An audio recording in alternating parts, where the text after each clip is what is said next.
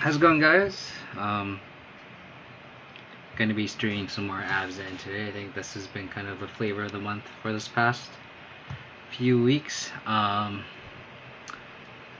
yeah, I've been trying to make Abzan work. I know I've been playing a lot of Gruul prior to this, but I think just kind of find an Abzan list that I like that I think is viable. I think as long as blue red prowess and Death Shadow is one of the top decks, this deck has potential. So from the last stream, I think the changes I've made so far is I ended up just swapping a cast down for a Path to Exile. I know cast down was kind of cool and fun. I liked it because it didn't lean too hard on the white splash, but I think I've been debating between like Go for the Throat, Stoneblade, Heartless Act, Cast Down. And we're already running white. We're going to run 4 Stoneforge Mystic main. I don't think it'll be too much of a hindrance, knock on wood, to just have a path instead. And then the sideboard, I think I just swap a Seal of Primordium for Kasali Prime Mage. Just have like a naturalized effect that can also carry a sword. So I think that's where I'm at with the sideboard here. I played a league off stream earlier this week and went 4-1, punted my match against Storm. So this deck has been doing well for me lately, which I'm really happy with. Knock on wood, hopefully it continues tonight on stream. But I've put a lot of work into this list. I really like having a really light white splash for Stoneforge Mystic. Originally it was only Stoneforge Mystic. This league I'm going to try Path over Cast Down. We'll see how it goes. But just having white only for Stoneforge Mystic makes the mana super nice. You could more often than not just fetch the Triome and then you'll just be able to cast every spell on your deck. You don't have to worry about like Lingering Souls or like too many paths, because I know there's a lot of Abzan lists like 4 Stoneforge Mystic, like 2 or 3 souls, 2 or 3 path. And I think I think you're overloading that third color splash too much. I think it's just I like just having the mana clean. So we'll see how this path goes. I think 1 shouldn't hurt too bad. I just like having the mana be as clean as possible.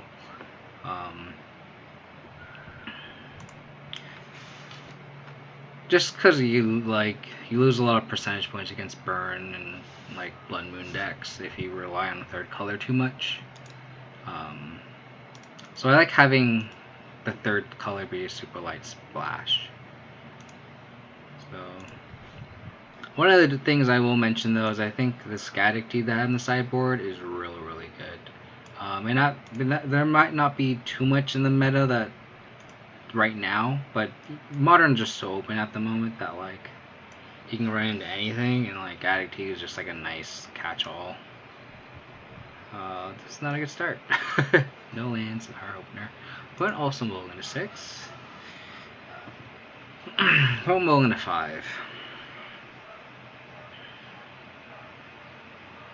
Here it's like, are we against Dredge or Tron? And if we're against Dredge, this hand is okay. We're on the draw here. So like going turn 1 discard spell and then Stoneforge Mystic against Dredge is nice. If we're against Tron, we have Inquisition into a threat. I think this is a keep. Not a very good one. I guess we can just ball on the Lurrus just in case it's not. But it's the card that's the hardest to cast from here on out, so we'll just do that. It's definitely the most powerful card in the deck. It sucks bottoming it, but I think in this situation we can just bottom it. I could also see him low into 5, but I think we have enough interaction. Oh, we're just against Tron. That is very unfortunate. Hopefully their hand is just really bad. But like this is just, I have no Fulminators in the sideboard, so this is pretty much just a I'm gonna take Tomb here. We're pretty much just conceding this matchup essentially, unless they have hands like these where they just kind of fizzle. We do need a land off the draw. Oh, they just have a scrying. It's weird how they didn't stirrings first. I think I would have stirrings first, so then you know exactly when you did 2 to 4 with uh, with scrying.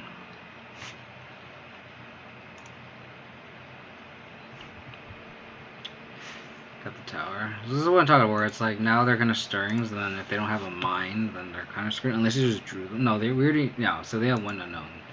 So like, okay, so they get the tome. That's pretty good.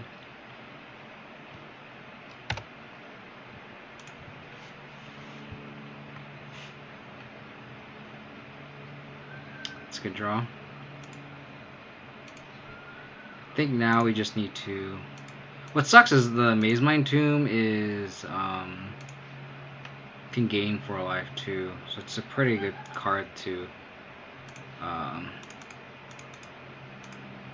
kind of buy them another turn potentially.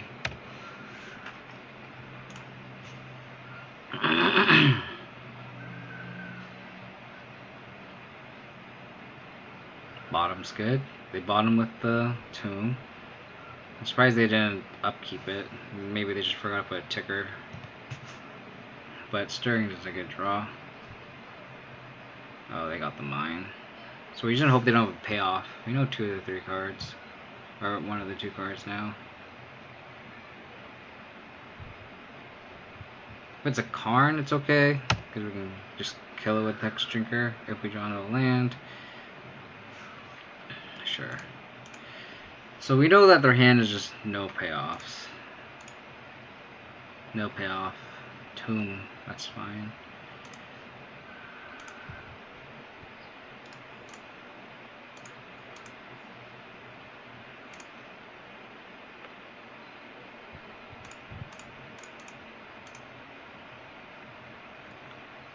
We just need to hope they just whiff on a jillion draw steps.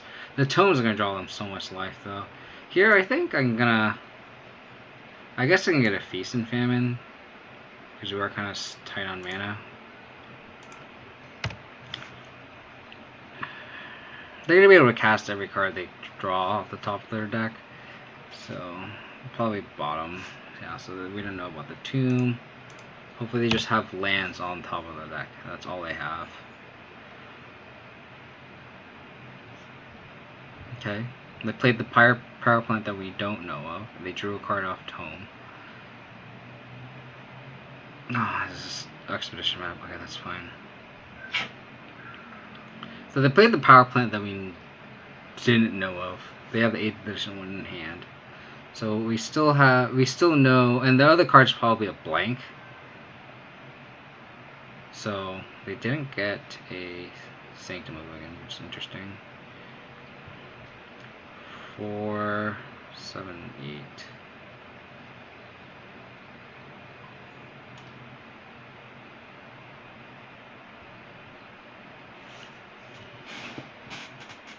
I'm thinking about just leveling up the Hex Drinker here. And then next turn we can play the sword and have lethal. So 4, 7, 8. They'll go to 5. They'll go back up to 9. Yeah, I think I like just leveling up the Hex Drinker here.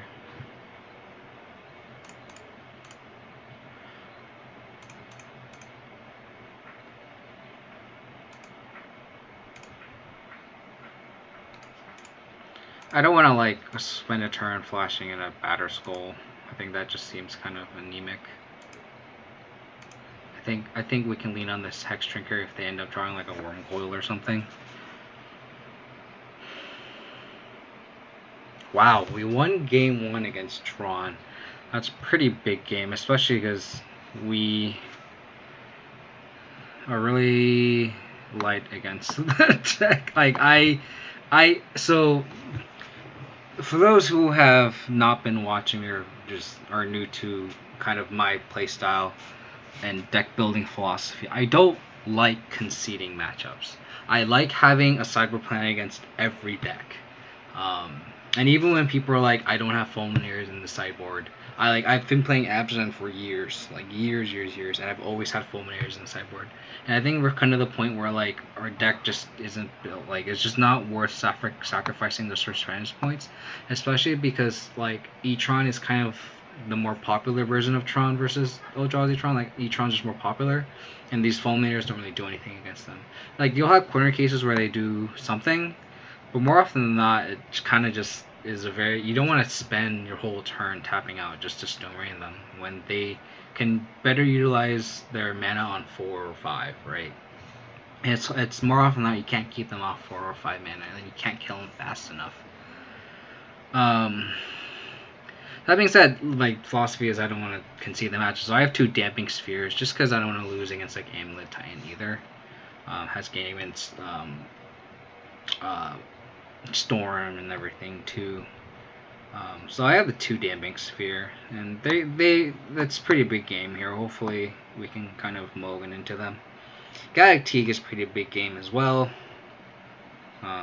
So I think we can just cut the Fatal Pushes. Probably cut the Scoos.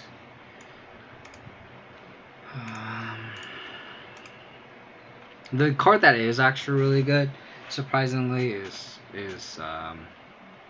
Path, because it can deal with Wormcoil. That's the card that I did miss when I was playing Rock.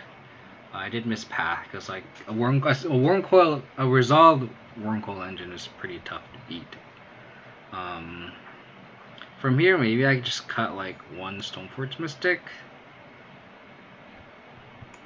It's awkward when you have 3 equipment and only 3 Stoneforge Mystic, but I think this configuration is okay.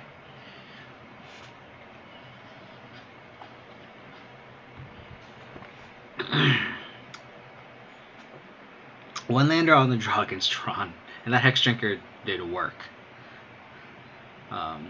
Just makes the deck a little bit more low to the ground, and that match it definitely mattered. Like, I think that hand, if I didn't have Hex Drinkers in the deck, that's a hand that I would mulligan because I can't cast it. But like that hand, I had 3 castable spells thanks to Hex Drinker, and one of them being a Removal spell and 2 of them being interactive threats, right? So, can't keep this one lander. This hand's better. Discard Goyf, Liliana. Probably bottom of Goyf.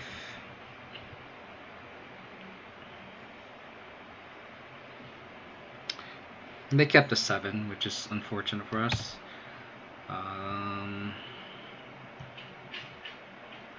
That is pretty sus. Triple Maze Mind Tome. Wow.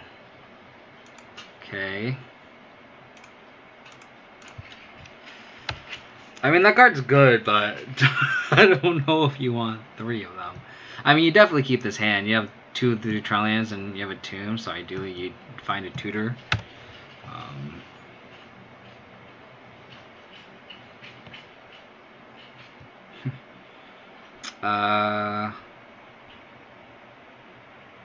Do we just go double Hex Drinker here?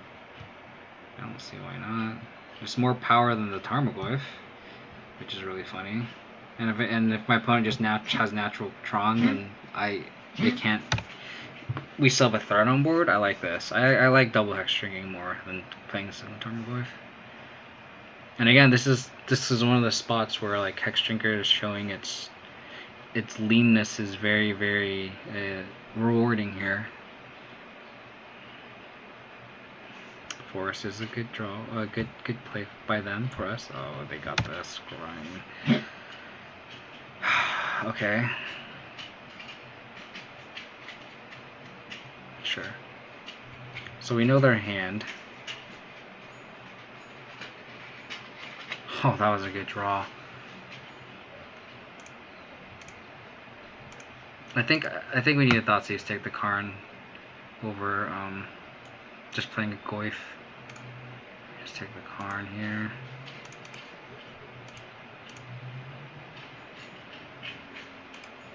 These Mind Tombs, like filtering the draws, is also very good for them, but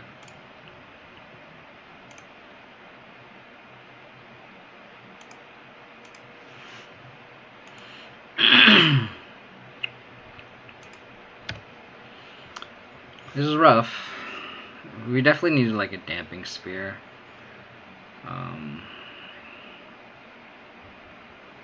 So the tower. They topped with the tomb. Have another Karn.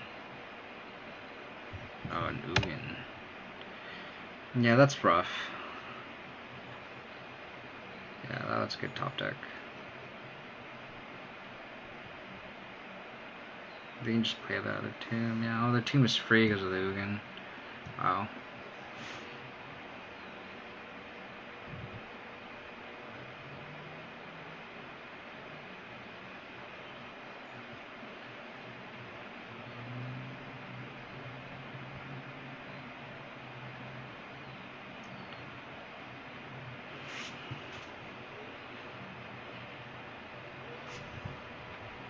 I guess we just power this Hex Drinker up.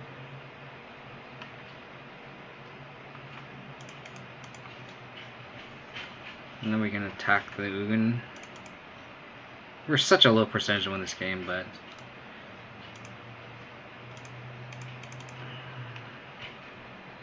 this just goes to their hand.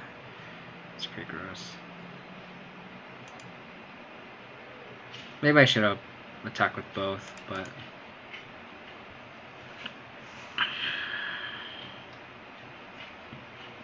it's unfortunate that we're not drawing our third land.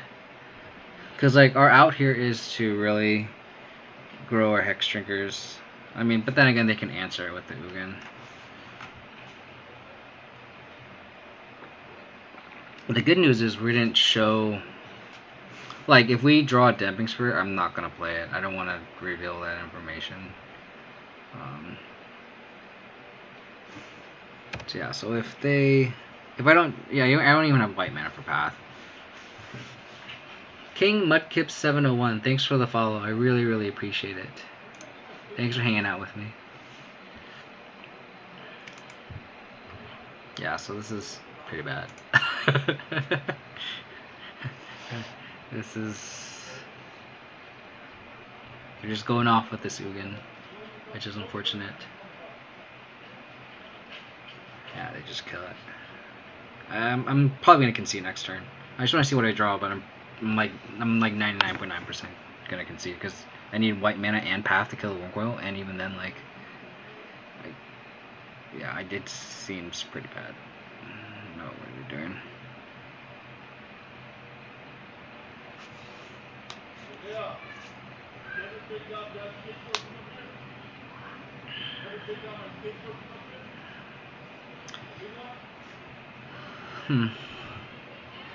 They're just going off. Well, they have the white mana. I think it's just best to concede here. Let's not waste time. Orbital energy.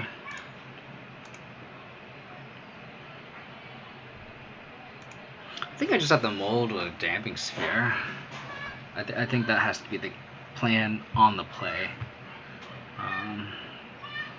Like turn 1 discard spell, turn 2 Damping Spear, turn 3 threat is I think where we need to be. And then hopefully our turn 3 threat is fast enough. And hopefully they don't hopefully they don't bring in any Nature's Claims or anything. They probably will because of our equipment. Maybe. We just kind of a shitty hedge. Like ideally, like they wouldn't bring in Artifact Hate in general, and then these Damping Spears might be able to get him. Because I'm assuming he might think we're on Fulminators or something. So we'll see.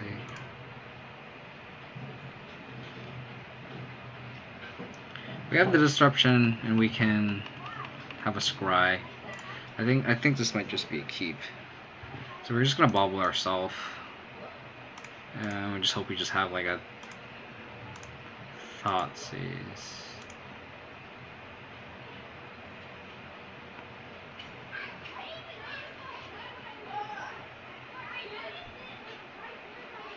Do we want to like triple discard spell in the first 2 turns? Probably.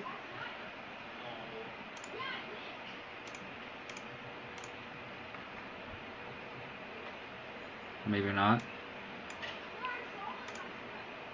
Although I do like keeping the Thoughtseize in our back pocket for later. So I think drawing the second Thoughtseize is fine. Like maybe it was worth the shuffle. That's a good draw. That's a threat. So now it's a matter of, do I want to cast this Thoughtseize or just level this Hexdrinker up? I think it's better just to level this Hexdrinker up, because it's not like they can really do anything. I'm not going to take the Sphere. They can't cast this Thragtusk. I think I'm just going to level this up and have a quick clock, and the next turn I can level up all the way to 3 and cast this Thoughtseize next turn and have a 4/4. I think that provides the best avenue to victory. Here's just mine.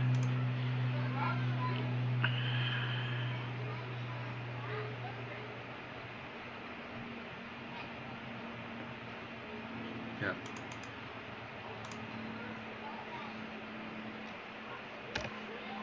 Probably saving the Sphere for the Thragtusk. So that's good to know. So let's Thoughtseize first to see what payoffs they have, and if we need a Thoughtseize another payoff, we can just do it. They don't have Tron.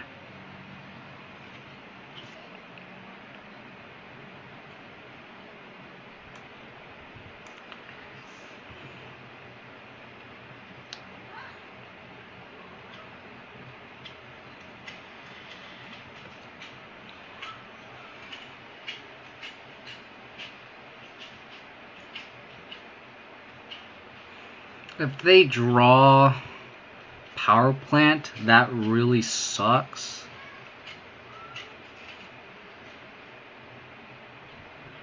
And if they do, what do we do? If they naturally draw Power Plant, are they going to Karn or are they going to Thragtusk? So like, there's two lines here. We can be super greedy. We could Thoughtseize one of these payoffs, play Stoneforge Mystic, fetch Sword of Feast of Famine, and go off. We could be super conservative and take both the threats, attack with Hexdrinker, but then we don't get a sword until like another turn later. I kind of want to go with the greedy line. I want to get the Sword of Feast and Famine. And the reason for that is, I'm going to take the Karn, because that answers my Hexdrinker. The sword attacks through the Thragtusk.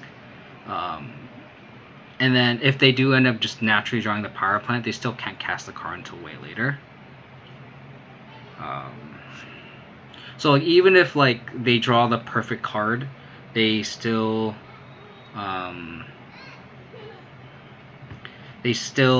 like, we can still manage, like, we're not dead in the water. So I think I'm going to take the Karn, attack with this Hexdrinker, and then play Stoneforge Mystic, get Sword and Feast of Famine.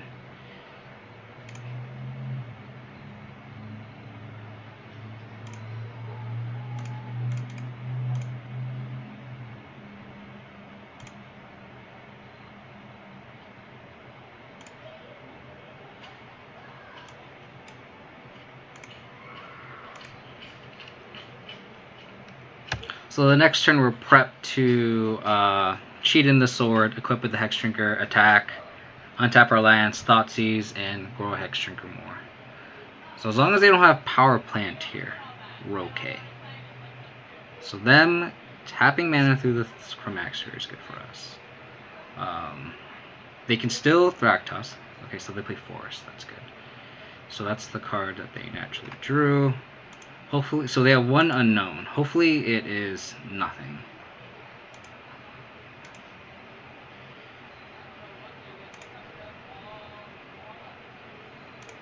So let's bobble here.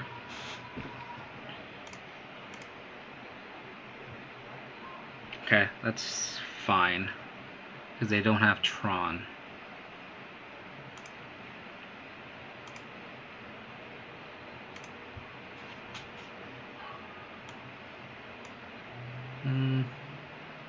Guess we can get a Temple card in. What's our other land of Plains? Yeah, we'll get a temple. We took our scoozes out. I guess we want double green.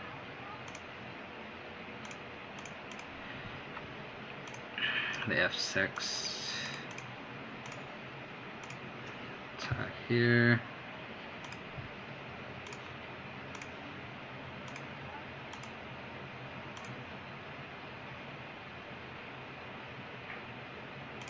See what they discard. They could also just naturally cast Thragtusk here. So we know that we know 3 out of the 4 cards, so I think it's worth thought seizing. So we know so they don't have Tron. Ugin's gonna be on top.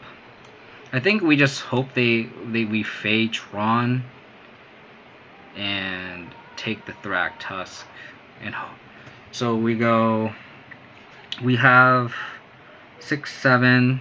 Yeah, so we have lethal. So as long as they don't draw literal power plant the following turn, we win this game. So we're gonna take the Thragtusk, it gains some life, and just level this guy up.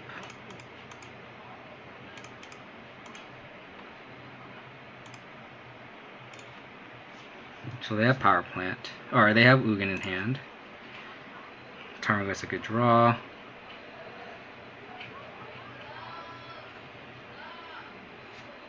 Oh yes, baby! Hashtag Fucktron. Oh, that feels so good.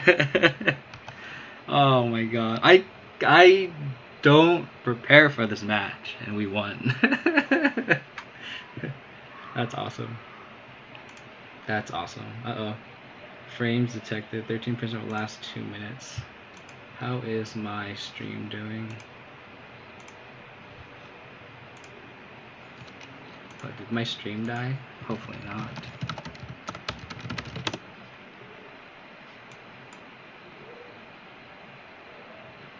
Alright, sweet. Like, on my Streamlabs, it's like a few frames. It dropped a few frames, apparently. Sweet. That's awesome.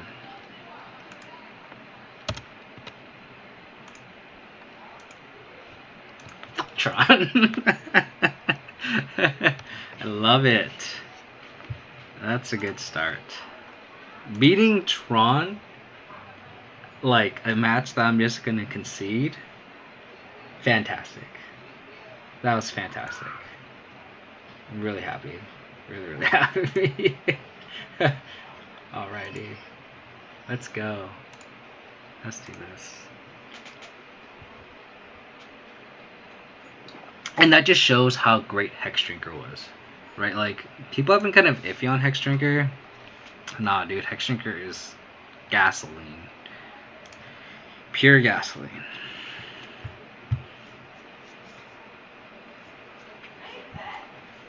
So here, I think I'm going to leave with Silent Clearing and Thoughtseize, and then next turn, probably just Fatal Push something, hopefully. And then fetch a Triome with this, so we have, like, double... Like, this Triome is so good, because it just fixes all your colors. It's double black for Liliana, and then gets green-white, obviously.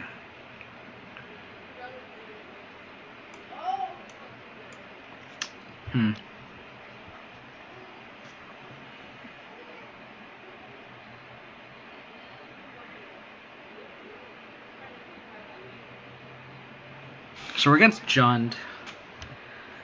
Trying to figure out if I want to take the Inquisition, because if I Inquisition them, I'll probably take the Lurrus, which I think is fine. Honestly.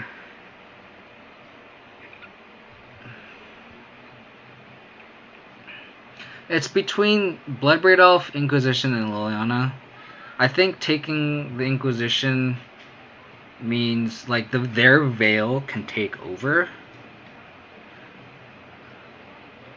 and I don't want their veil to take over.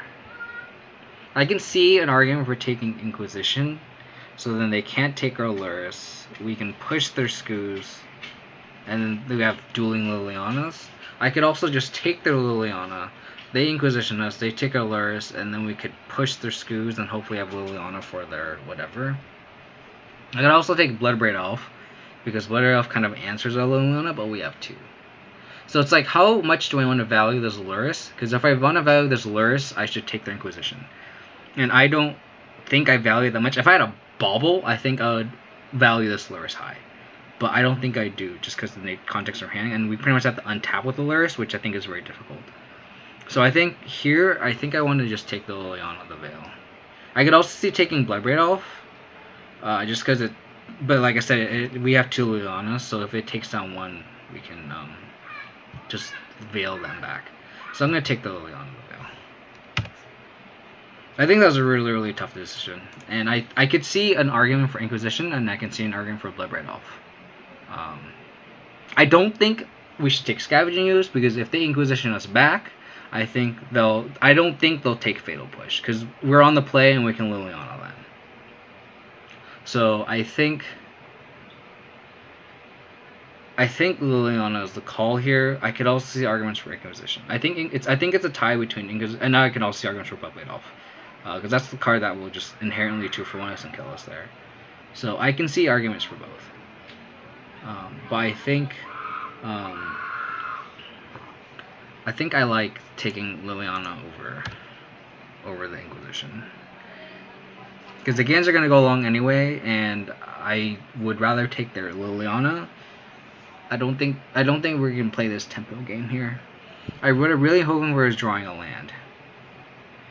A land for this Liliana the Veil is where we want to be.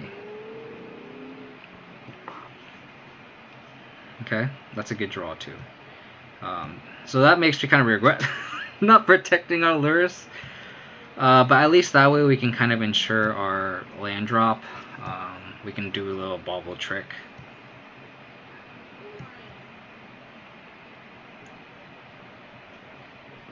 Hopefully they play Scoos. They know about our push though, so they might just like pass.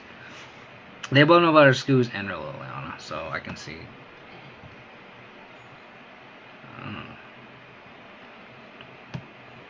Okay. Seems good. Blooming Marsh. I will take that.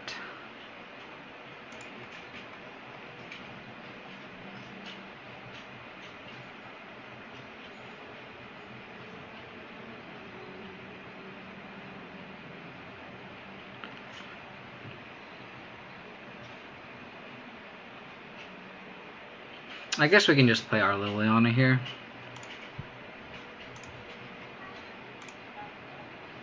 And we can just discard the other Liliana. I can also just see discarding the land. I think that might be better.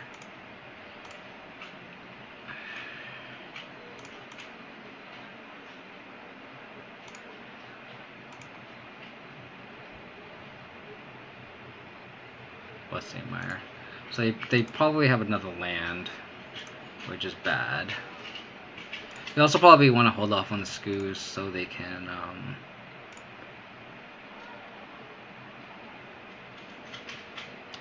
make green mana and eat like our bauble, which makes sense.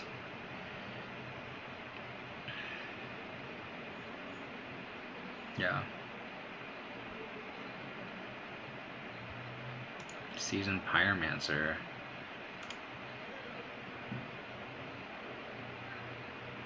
So they have Bloodbraid Elf in hand.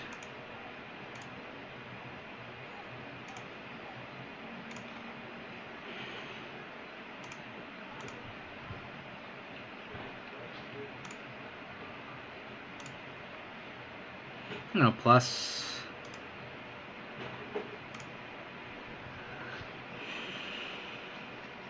So Bloodbraid Elf and Unknown. So I'm gonna fetch a sword here. Sword of Feast. Oh, they have elemental tokens. I might get a Fire Knives here actually. I think I like that better. Just because they have all these red dudes.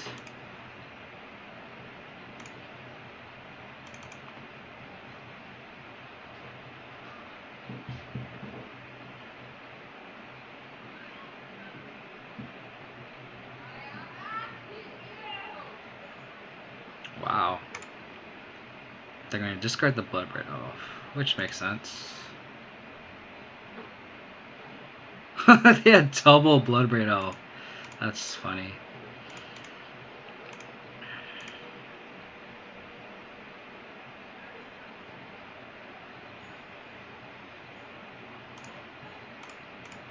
Block here. I can see just pushing this elemental token, because that way we can play out our hand.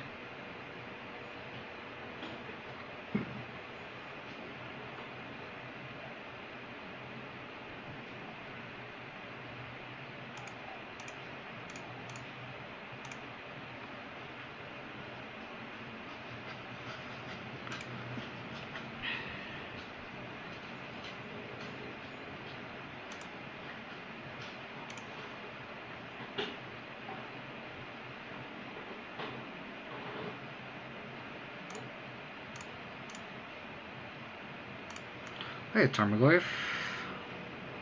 And then here it's like the Liliana it's on his last leg, so I'm gonna just get value and just make them sack a token. How do you feel about Giver Ruins and Adam's Token? I'm so torn on it. Yeah, I haven't tested it yet. In my current build of Abzan, I think that I want Hex Drinkers instead. I don't know if you're tuning into the first match, Peter Storm, but Hex Drinkers are just a lot more proactive. I think if you want a more defensive, I guess protective, more build, I guess you can see Givers over my build with Hex Drinkers in it. So I think I can see arguments for both. Sure.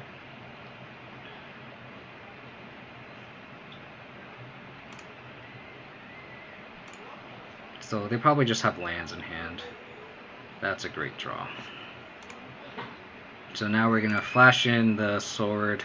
They could also have a Culligan's Command and sandbang it, which would be really awful for us. But this sword, hopefully they just whiff on another card, or maybe they just have a Goyf or a Scavenging Ooze, any of those, and I'll be fine. And I can flash in the sword and push something and go ham and crack back.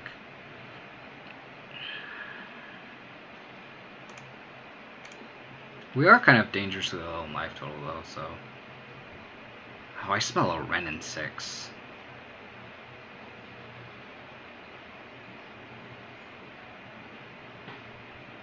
I smell a Wrenn in 6.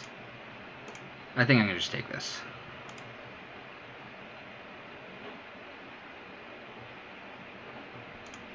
I was wrong.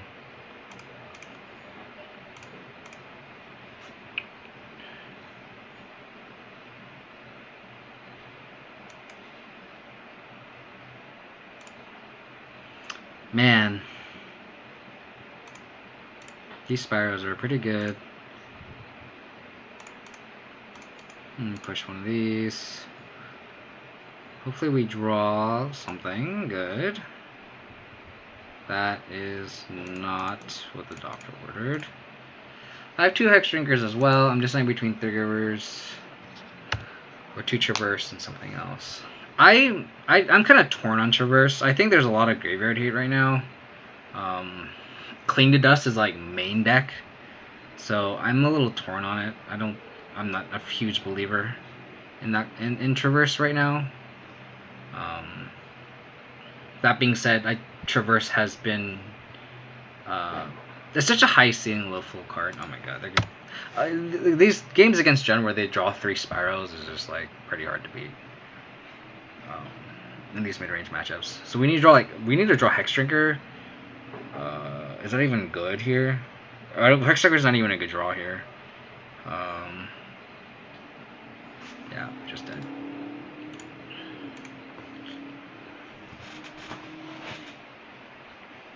They just drew the bolt when they needed it. I think 3 Givers is a lot. I think but I'm definitely interested if you do try it. If you do try it, let me know. I definitely want to know how it performs for you. I'm just like I like my main right now, and I don't have like that much time to try all these different versions of Abzan. So I'm kind of just sticking with this, and I've been doing kind of decent with it. But if you have any more data with your build, definitely let me know. I'm definitely interested in what works and what doesn't. I think the classic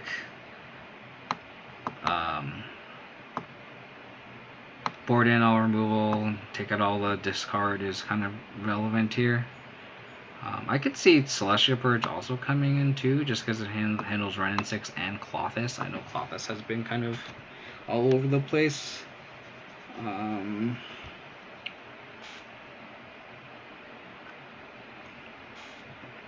could see Purge over Engineered Explosives actually. Engineered Explosives deals with all like the Spyro tokens.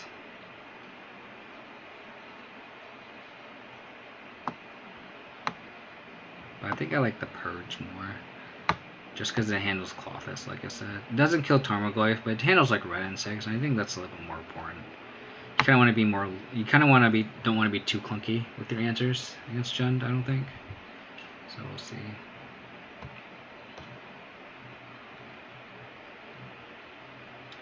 Sure. Can keep Captain Mulligan. And we have a nice display of answers, reactor spells, and a threat in Laris. All I can really hope for is that they themselves into keeping their discard, and we can kind of sandbag those Lurrus as much as we need to. Maybe I should have played this off the Godless Shrine. That might have been better. Wow, they're going to discard us. You, sir, did not board out your discard spells. I see. Paid off here. Definitely did pay off here.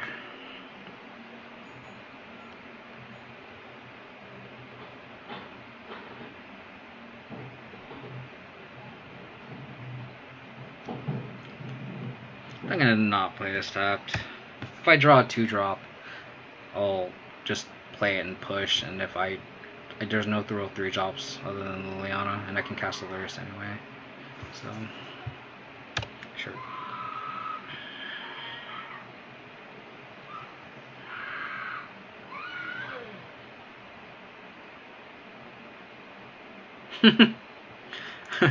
Okay. We have a lot of spell bombs and a lot of fatal pushes. It's nice. Very nice. I think I'm going to cycle this first one, though. I think I have to. So I have a lot of fatal pushes and spell bombs, and my opponent has a lot of discard spells.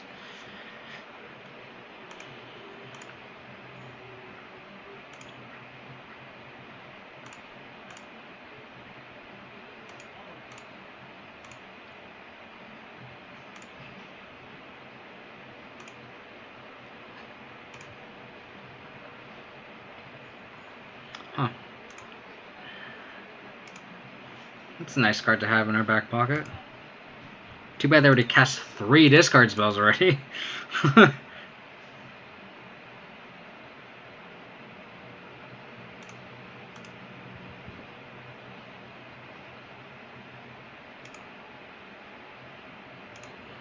They're stuck on 2 lands, no red.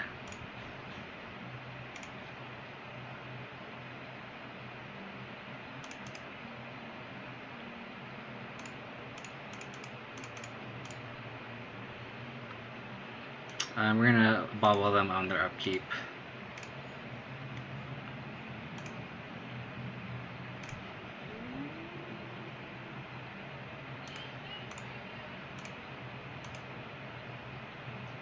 They drew the red mana. That sucks.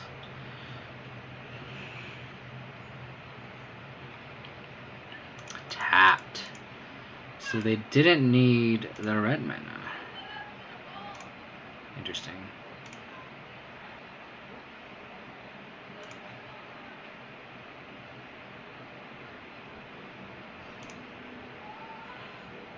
I may cash in this Kaya's Guile here.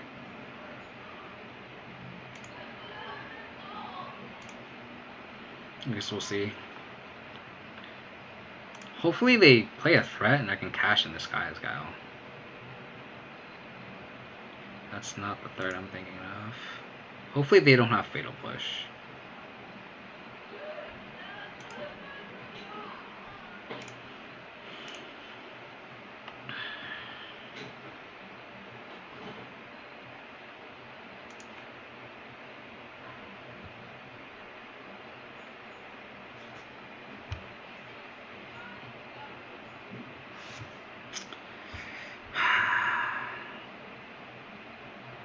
Like, do I want to make a spirit with this Kaya's Guile?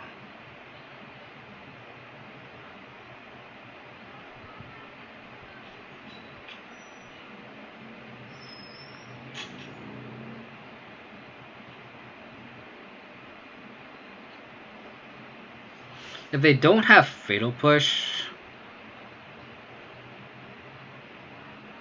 then like Kaya's Guile just takes over the game. Or like that spirit. If they do, then we just kind of waste the sack effect. But I think the floor is high enough where I think we need to do it. So we'll create a 1/1 game for life.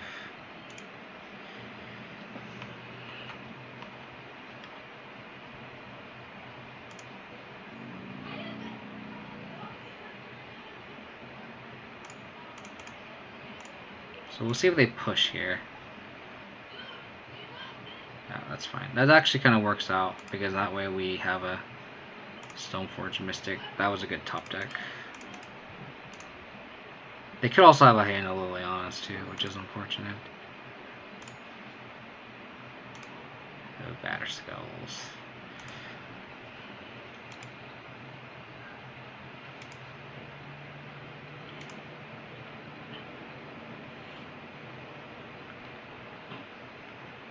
They could have a hand of Spyros too.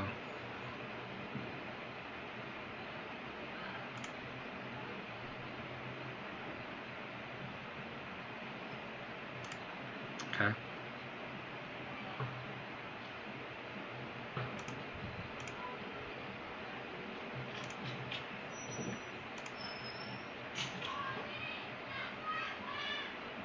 That was a good draw.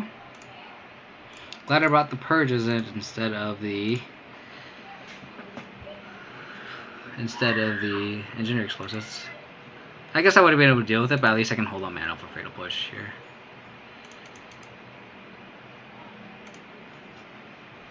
So them bolting our Stoneforge Mystic kind of symbolizes they don't have Culligan's Command.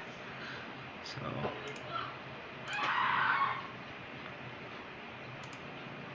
they probably just have a bunch of Fatal Pushes and bolts in their hand, which is very annoying.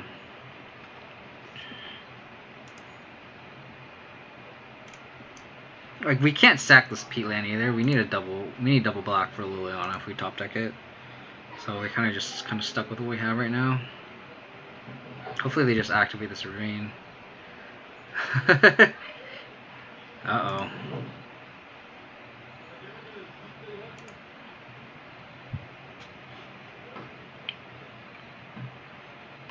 Man, these unlimited tokens are definitely a pain in the butt.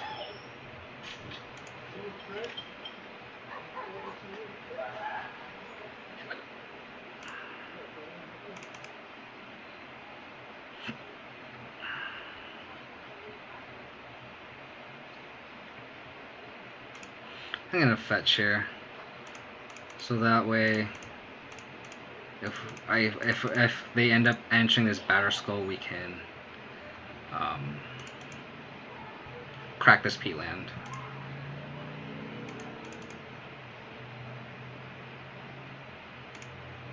I have a feeling they have another Fatal Push in hand. No Fatal Push.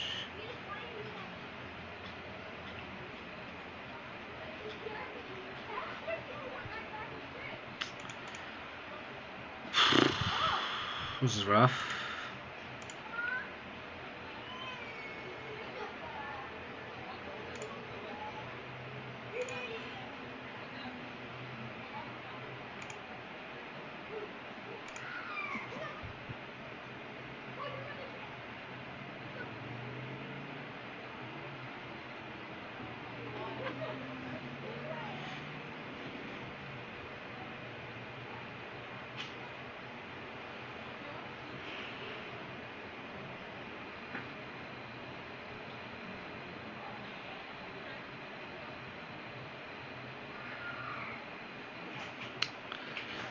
Alright, so I'm thinking if I should Hex Drinker equip Feast and Famine or just Hex Drinker level up. And I think the answer is Hex Drinker level up, because if they have a bolt, it can still kill the Hex Drinker through the Feast and Famine. So they need another Fatal Push, which I think they're out, right? No, they have 2. So they could push this in response, and they do, then GG.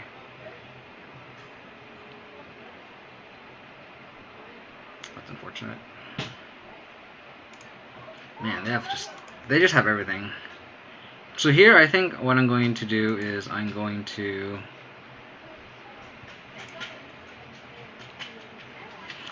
pop the spell bomb on their turn, and then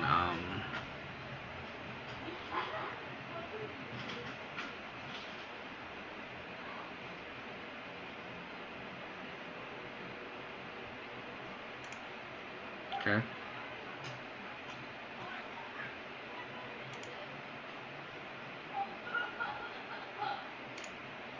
Guess I'm gonna trophy this a little right now.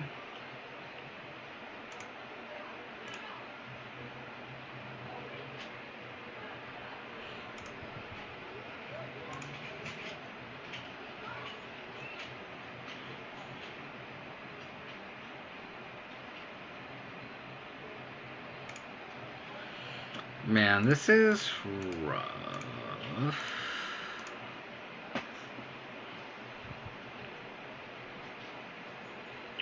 I was thinking if I should let them I should pass back and then they can plus, but I don't think that's where we want to be.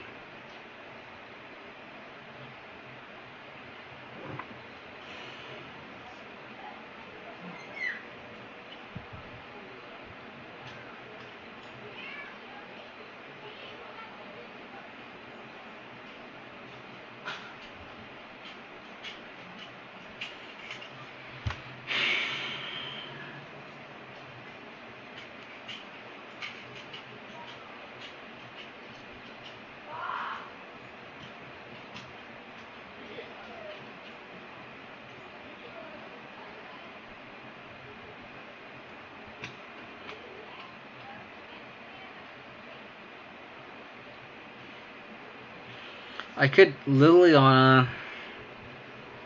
I kind of want to just crack the spell bomb and push the Spyro.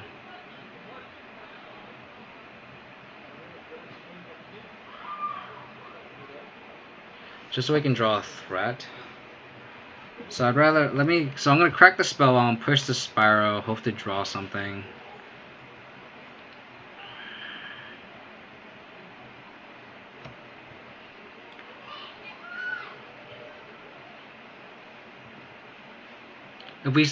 Because I'm trying to clear the board. I'm trying to figure out a way where we can have this Liliana unprotected. So that way, I guess the line here is probably try to push the ravine. Also, I'm probably going to just attack the ravine. So that's the thing, because it's like, do they know about I think they know about this push from the Inquisition that they cast a jillion times. Because I don't want to like play this Liliana out, and I'm trying to be more mana efficient. I'm trying to be mana efficient with my lack of black sources. So it's like Liliana doesn't do anything, so I'd rather just maximize the number of black sources, and I can push the Spyro, get rid of the flashback ability, and hope to draw something.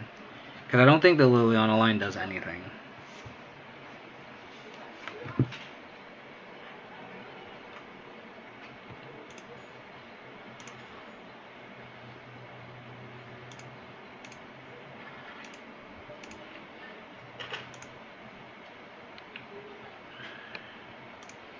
Armstrong 36, thanks for the follow. I really, really appreciate it.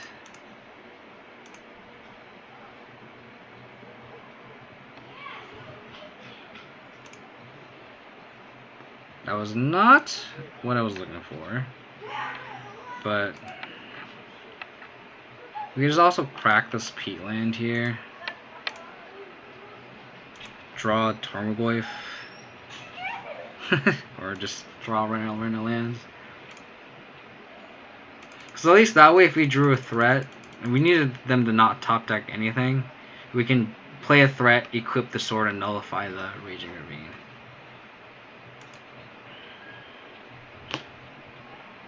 Oh no. They have a Bloodbraid out? Oh, another Spyro. These Spyros are killing us. Yeah. Man, Spyro is really good, really good. Really good. So we need to draw a threat. Tarmogoyf.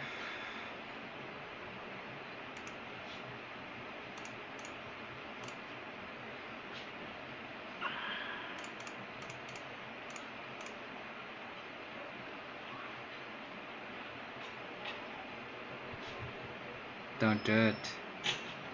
Don't do it.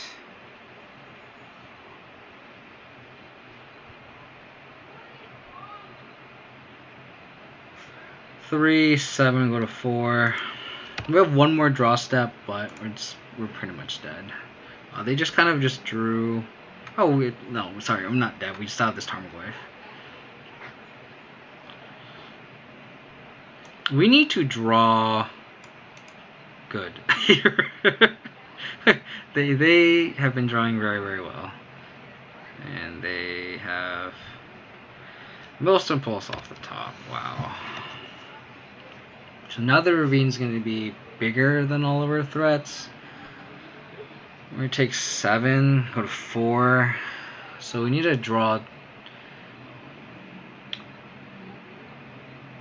Our Battleskull's already in the graveyard, so we need to draw probably Lurrus.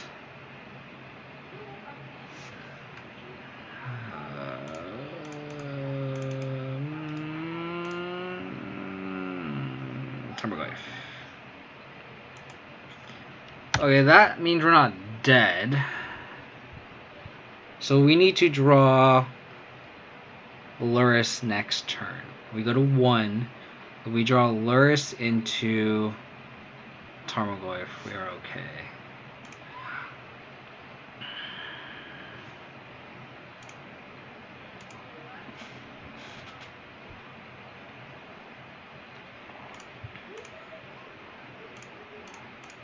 Demons be gone.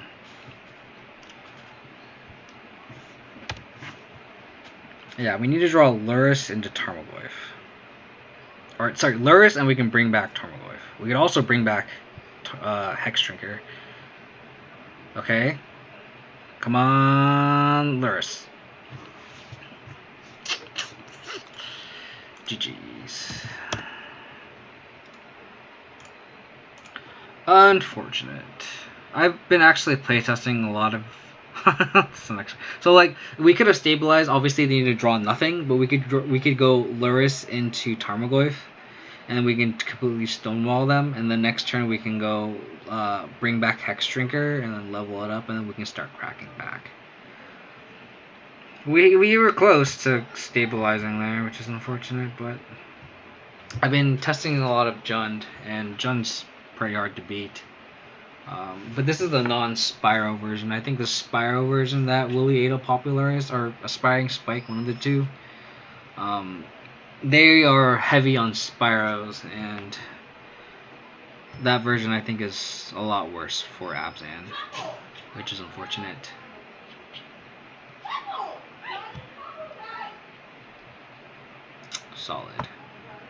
Solid hand. That's the other main thing about Hexdrinker, is bringing it back with Lurrus is so good. And I know someone mentioned in the chat if like how I feel about Giver of Ruins, and I really do think it's really between Hexdrinker and Giver of Ruins. I don't think there's enough room in the deck for both.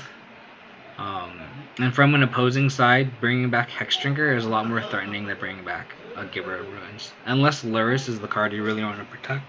If you're building your deck completely around Lurrus, maybe Giver makes sense, so you can thoroughly protect it. But I don't think my deck is 100% built around Lurrus.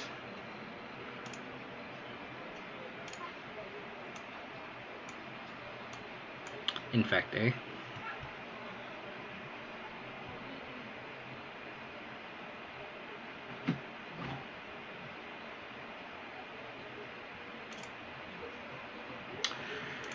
We need to remove a spell. If you want to play Yorion. It's funny because when I was building my Abzan Yorion decks, like, there is actually just no fucking room for any of it.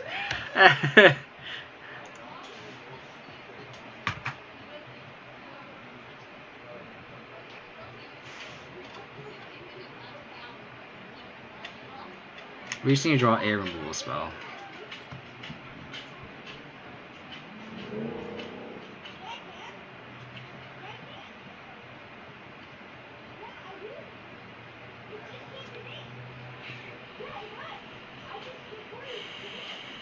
I guess the Stoneforge Mystic is a lot more threatening.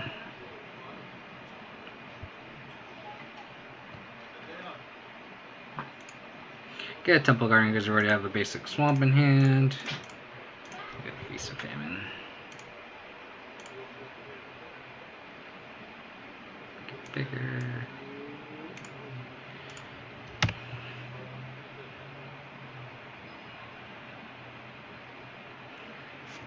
Oh, I didn't know this had the new art. Pretty cool, not gonna lie. I like it a lot. It's pretty sweet.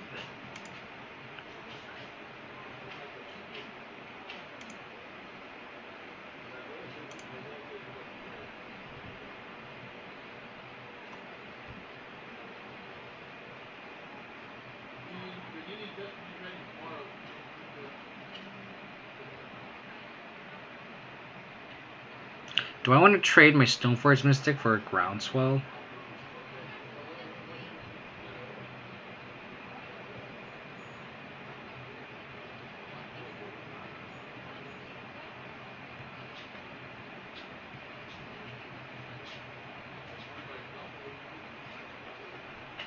I think the answer is no.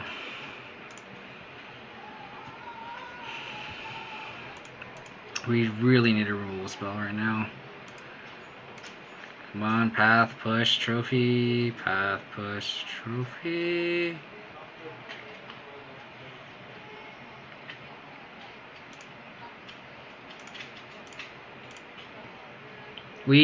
If they go in on this Inkmoth Nexus, we are dead.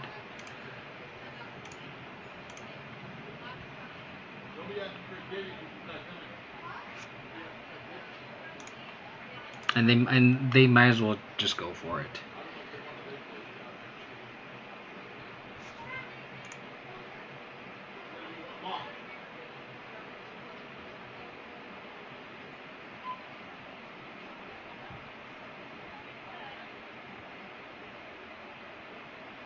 I'm stalling because I want to make it seem like I have something.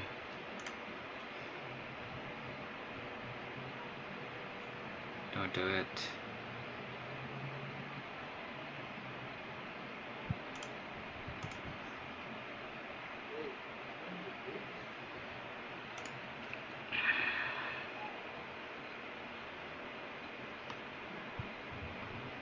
So, if these are the only two pump spells in their hand, then they don't have lethal. Okay, now they have lethal now.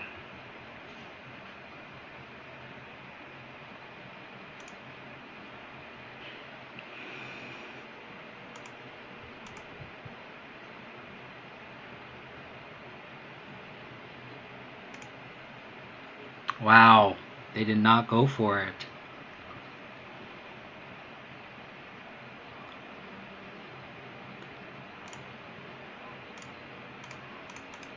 They did not go for it.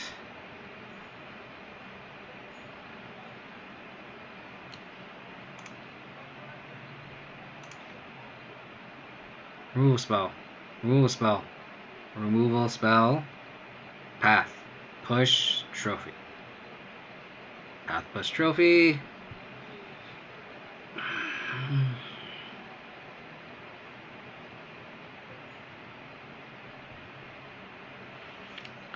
Very frustrating.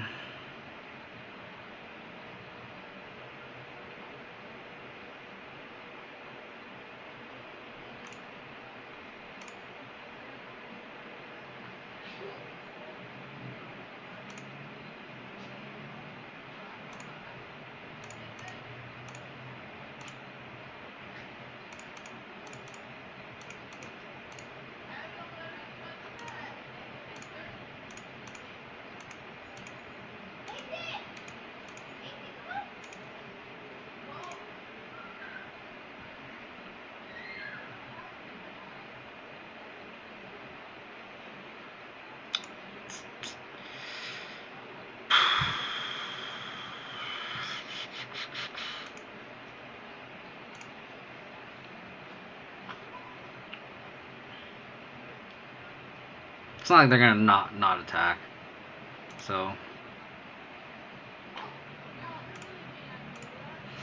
mega yikes. Need to update the record. Lost to Jund.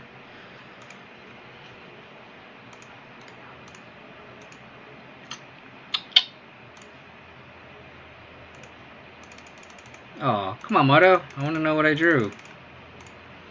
Please. Playing Engineer seemed decent. Explosive seems pretty good.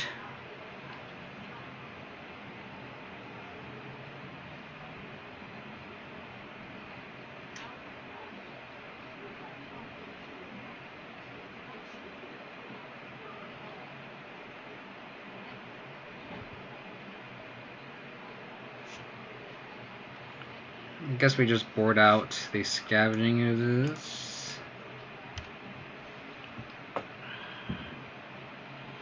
And then maybe a Stoneforge.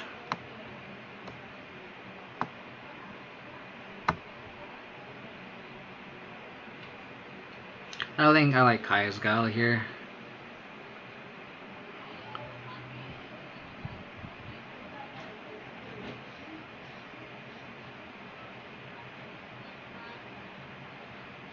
I can also see just taking out a Batter Skull for a Kaya's Guile. I think I like that more. It's not like Batter Skull does anything.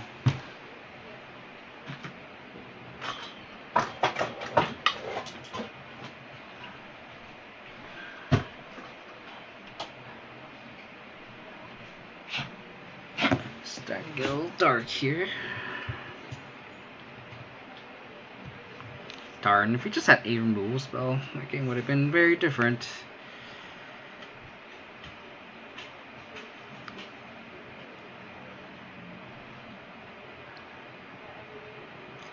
I think we got the mulligan on this.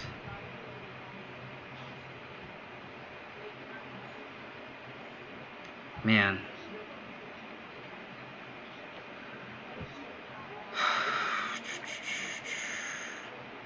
Guess land and bobble.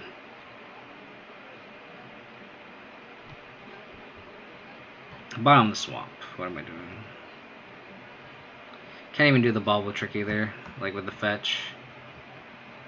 Maybe we should. That's what sucks is when you mulligan a 7 and then you.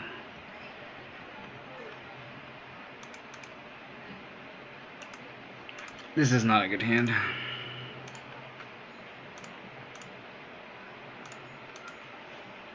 Maybe I guess we can potentially just go to 4, but.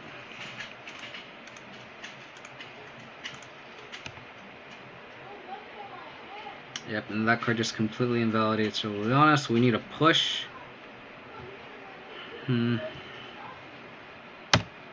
Hopefully they don't have a threat in hand, which as awkward as it sounds. Hopefully they just have a Inkmoth Nexus, and then we can veil them.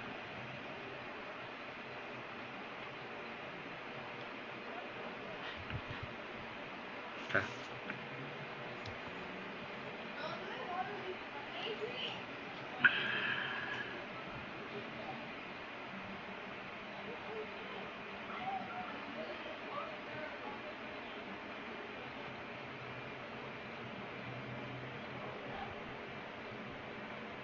I can see a line between either a.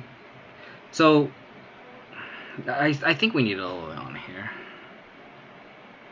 Because like I could also see the line of just playing a Lurrus and try to just dig into more removal, but I think taking their mana away on the play with the Liliana is more important.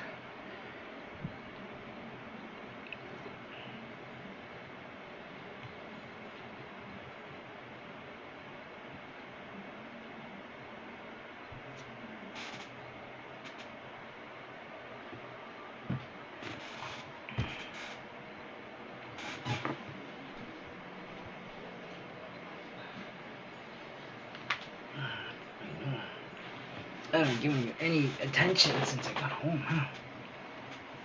Eat dinner and then straight to streaming. Okay.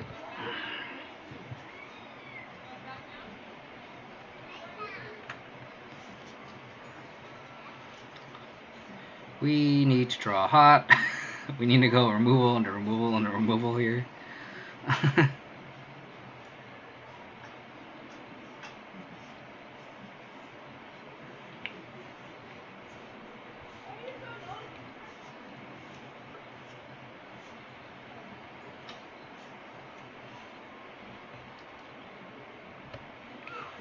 What is our opponent thinking?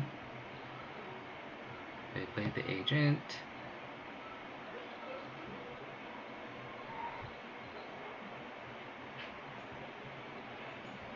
Who knows? I'm pretty dead here. Like, unless their hand is absolute ass, which I doubt because they are in the tank. I'm pretty sure we're close to dead. Yes, Dolly, I am dead. I'm going to die. I'm going to get poisoned.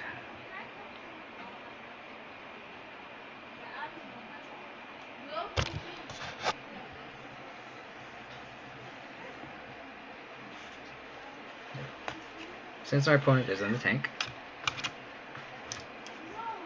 Dolly's like, oh, I inherited this board state. Fucking suck. Roll into 5.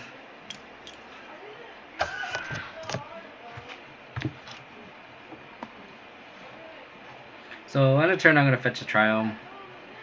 I could also just save it, but I feel like I'm going to play my Liliana anyway.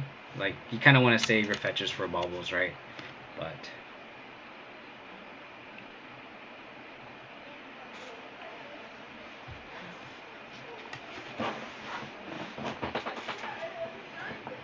I don't know if my opponent disconnected. Did I disconnect? No, I think my stream's still good.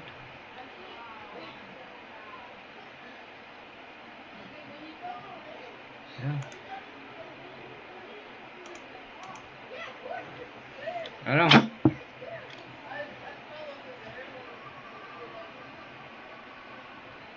I'm gonna type black check in the chat.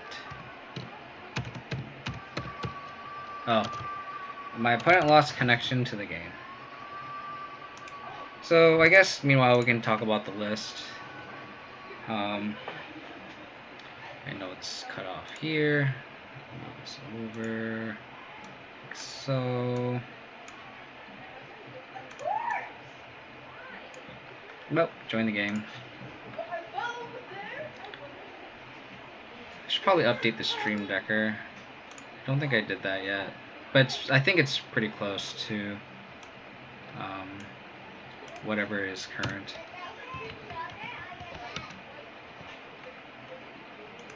But just in case, I'm going to update that now.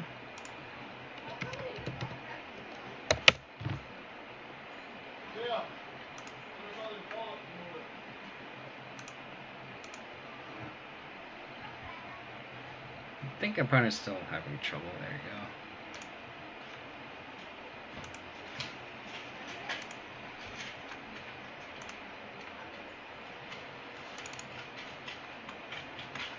Set as current.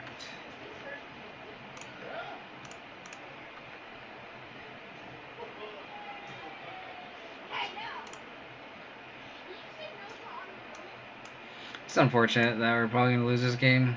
This is a very favorable matchup for us. But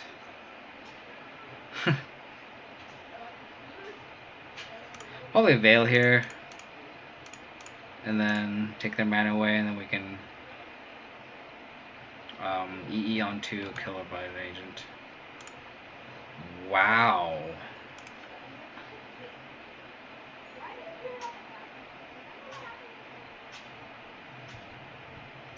Do I want to discard this land? Don't want to discard any of my cards in my hand. Because I could E on 2 next turn. And then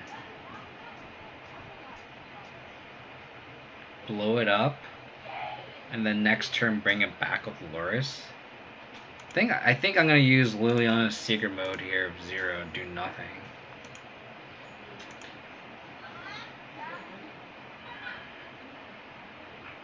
I don't want to. I think my land is very important here. And I'm surprised they veiled that early. Probably could have waited. Like, that was a very poorly timed veil summer there.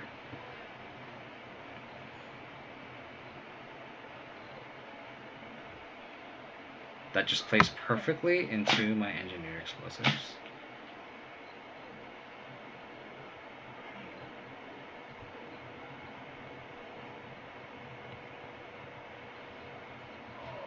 I'm really surprised if they don't attack the Liliana here. Very, very, very surprised. We have an out here. Them Veiler Summering. I was definitely incentivized to minus. So then not playing that Veiler Summer at the right time is definitely giving us an out here. Unless they just blatantly kill us here, which is fine.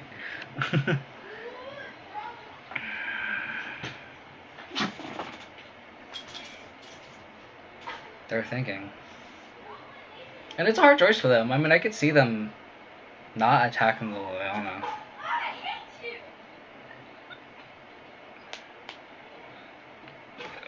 Yeah, attack me. I mean, them thinking that hard means they probably don't have lethal. I mean, they might want to maybe do some baby pumps. They could also just go all in and then try to chip at me. If I go to 8, like, I'm forced to EE and then...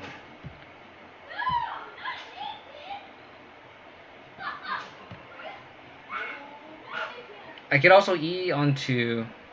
Okay.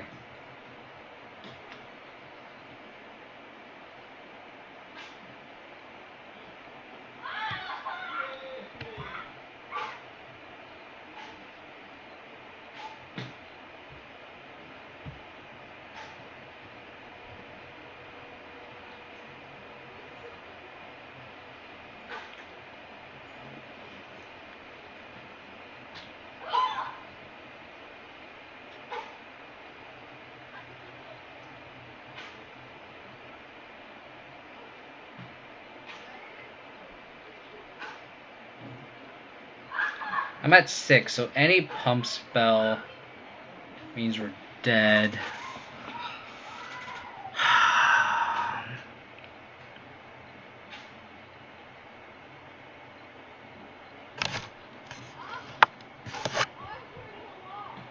I think we just have to EE. Just because of the spell sky, we have to EE onto and pop it and minus Liliana and tap out.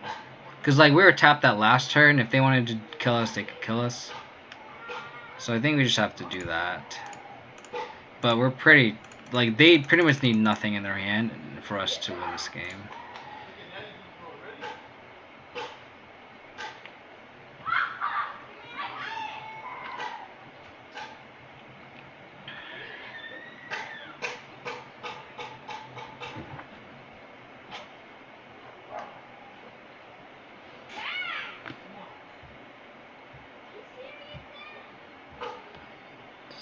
Pop this. And just kind of hinder their mana. And take their Exalted away.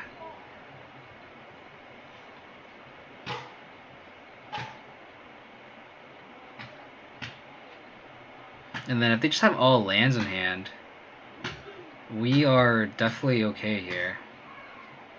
Because we could Lurrus, bring the ball back, and hold up push. So if we can live through this specific turn, we're actually okay. Oh, they drew another Inkmoth Nexus. We're like very dead here. Oh, we could not die.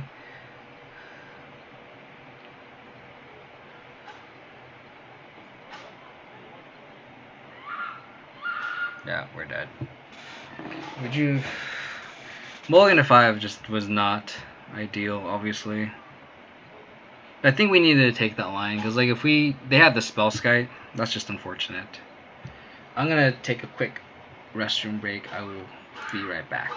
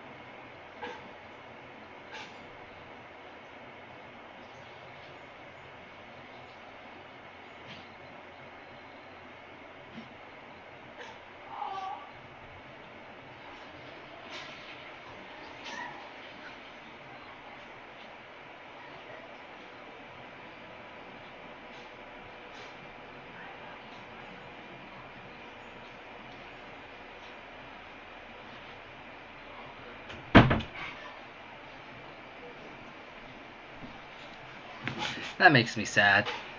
We had a good start beating Tron, and then the wheels kind of fell off, but hopefully we can salvage this league. This deck is fun, though. I really like this version that I built with Abzan.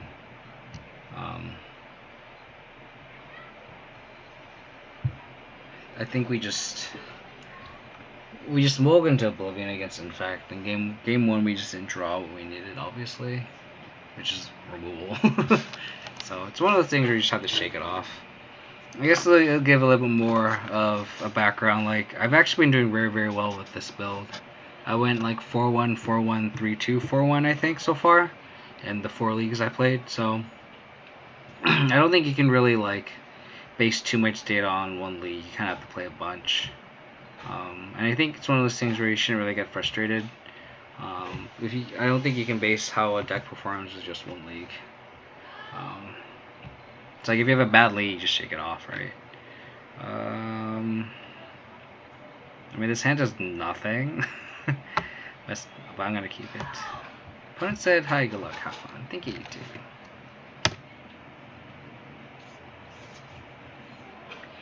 His hand does nothing, but it has a Lurrus Bauble combo, so I kind of want to keep it. So just play out everything.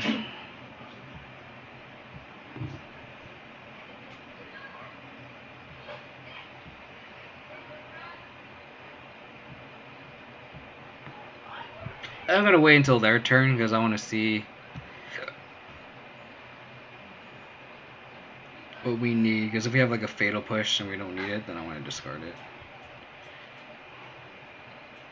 So we're against Burn. Okay.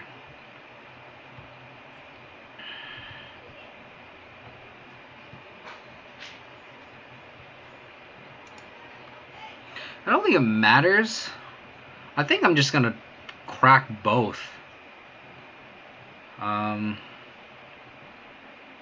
To get the most info. I think I'm just gonna play this Tarmogoyf no matter what. So I think I'm gonna like crack and bobble my opponent, and then just one of them, and then bobble the end of my opponent's turn next turn. Because I feel like this information, like I don't need to. I'm not specifically wanting anything. I just want to play this Tarmogoyf here.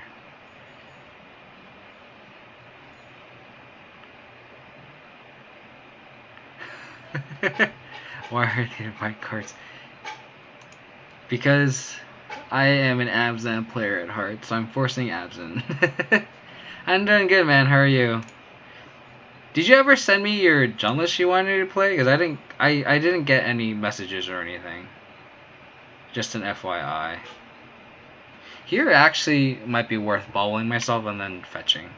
So this is where the point where it paid off for me to hold this bobble. I think this Inquisition is worth it. Is it? I think it is. So I think I want the Inquisition, so I'm gonna play this Tarmogoyf. And the next turn we can Inquisition, play second Goyf.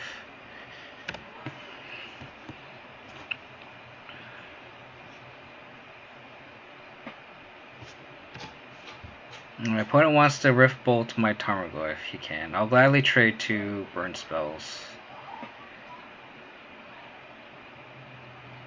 Yep, that makes sense. Makes sense to me. You do your thing. They play an Eidolon that gets kind of awkward. Yeah.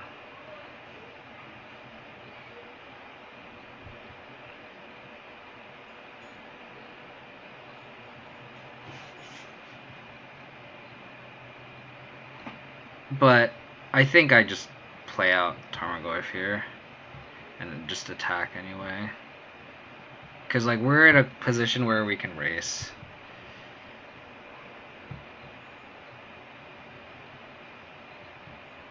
I wish we can kill this Eidolon though. That would be ideal.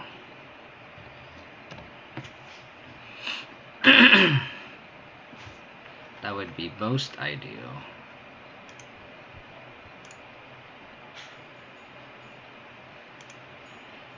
Another Eidolon. Wow. I'm actually okay with that.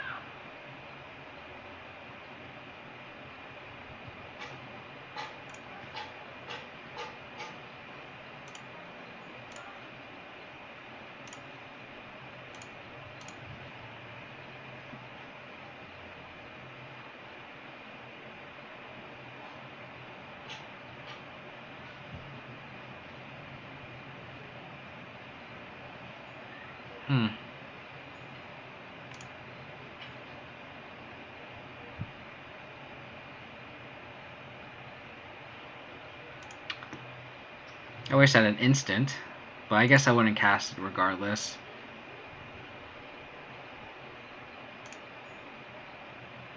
And then I think it's worth playing his Stoneforge out.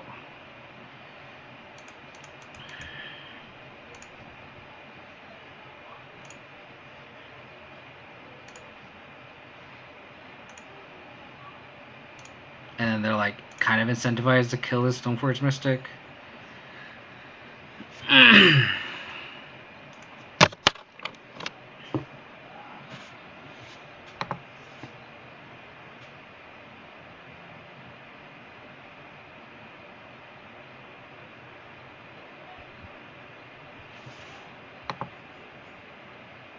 Sweet.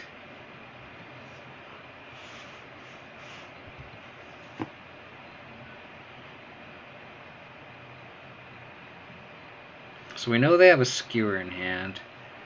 Another Eidolon.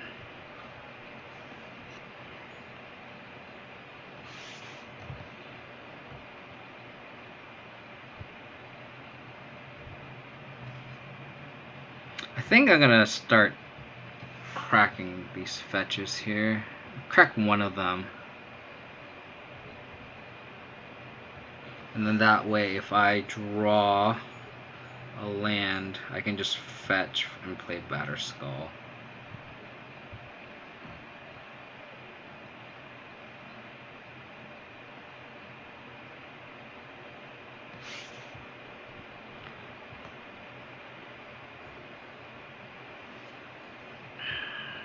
I'm gonna attack because if they don't, they need a block here, yeah.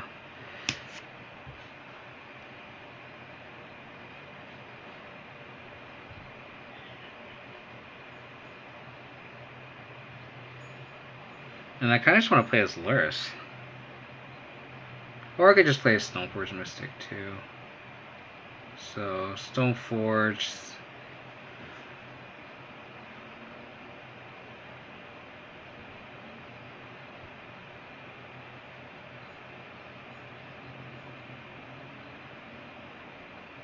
If I play Stoneforge, they're kind of incentivized to skewer it.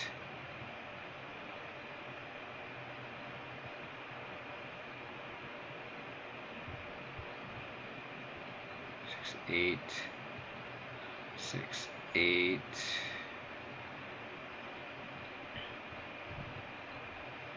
I could also I could Inquisition and play Stoneforge Mystic too. That's the other line. I could also Inquisition, go to 8, 7, 5. Wait, right? So Inquisition. So 2, 3, 4, 5, 6, 7. 2,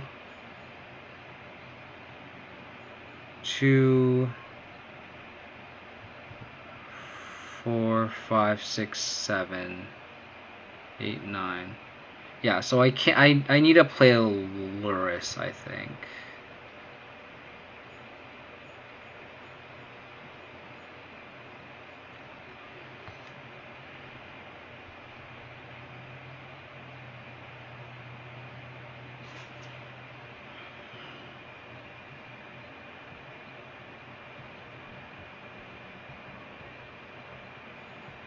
If I play a Lurrus, I don't bring anything back. They skewer. Yeah, I think I have to put Lurrus here.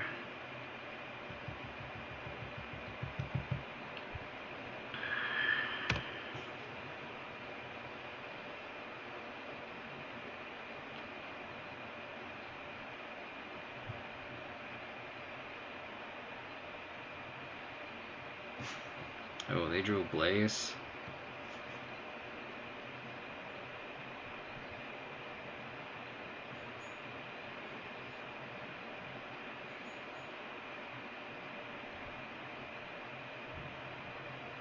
Or they could just skewer. Yeah, they have to fetch to card cast a skewer anyway.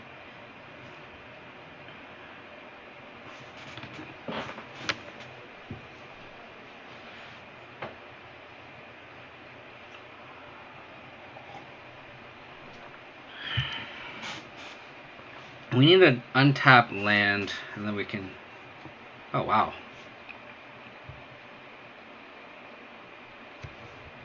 I think that was an early concession. But what are you gonna do? So Kaya's Guile, Explosives, Purge. I think just out the 3 Thought Seizes. I think it's a simple in and out. Don't think there's really anything else on their sideboard for burn. Lurrus having lifelink is definitely real. So.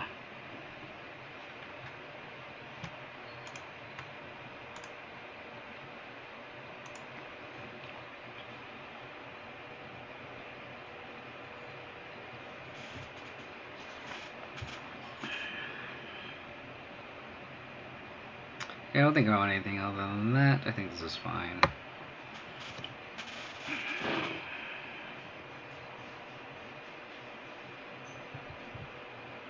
I think on the draw, this is a mulligan.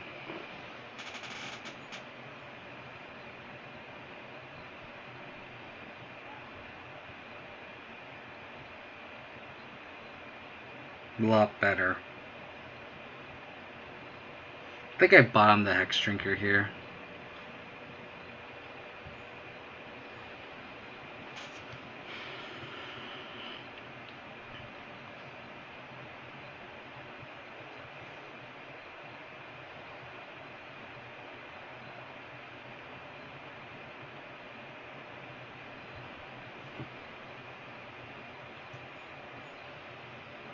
Sorry for the lighting. I always try to I don't know how to really help the lighting in this room. I probably need the lighting in front, which is kind of unfortunate.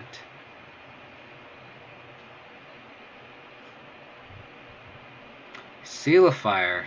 Are we against an Incinerator version? I wonder.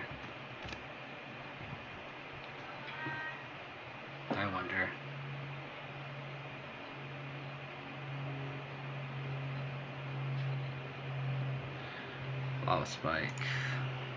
Alright, this might be Incinerator. Yeah, this is Incinerator here.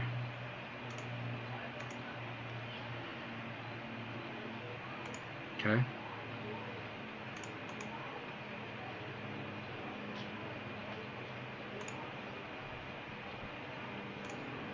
Luckily we have answers to it. We have Path and Trophy. We do have this Kaya's Guile too.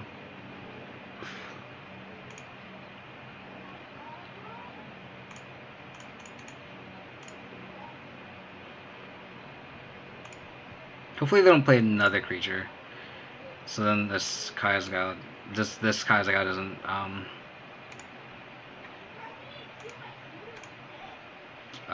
whiff.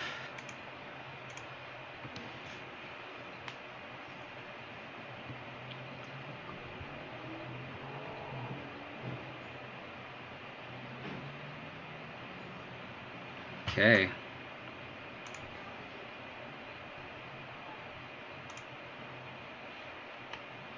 That seems pretty good.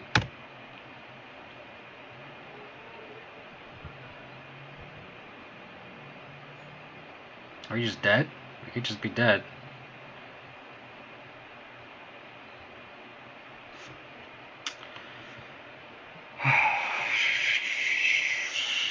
That's crazy.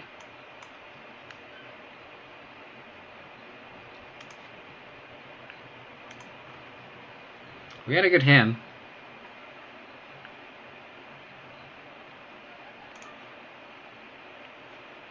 They just had a turn 3 kill on burn. Like that's fine. Like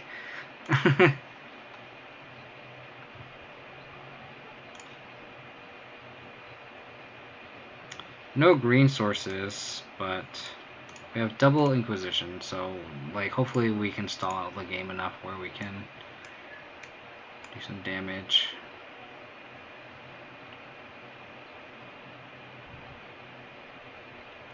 Take the Rift Bolt. Take the Charm next turn. Hopefully draw a green source, and then we can trophy the Incinerator if they somehow get it online.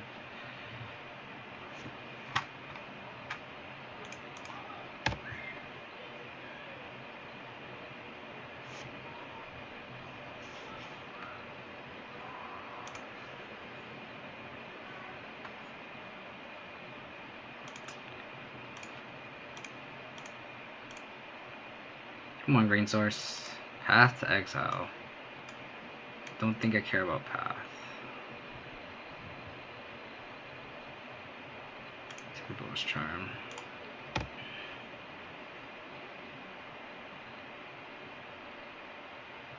Come on, green source. Off the top, please. I guess land, you know. My opponent said, really trusting my deck here.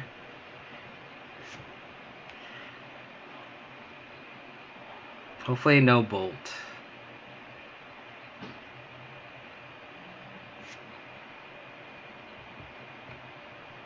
Sweet. So they're Incinerator. Okay, we have the path, so I'm not too scared about the Incinerator anymore. But we do need to start drawing another land, please. They played the Mesa before the Inspiring Advantage. It's interesting.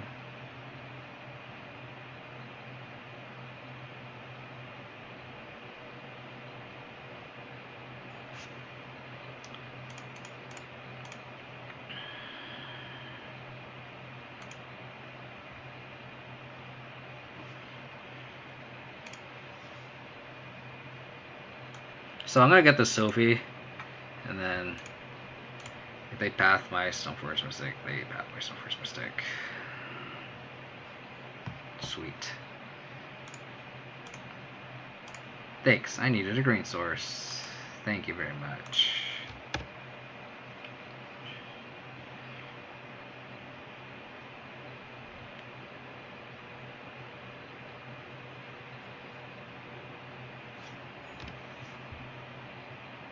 Did they play the Advantage and I just didn't check it off? That might have been possible too. I'm gonna play the sword. I don't want to play this Lurrus nakedly. I kind of want them to maybe possibly hardcast this Incinerator. Yeah, I don't know why they didn't play the Advantage first. I kind of want them to tap out so then I can play this Lurrus. Okay. Perfect.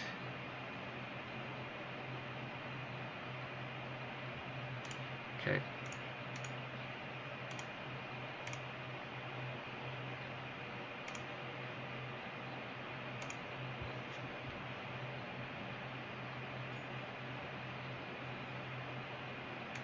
I think it's worth using my mana now and pathing this. That way if we draw an untapped land, we could play Lurrus and equip Silverwoods, or we just not draw anything. Draw land.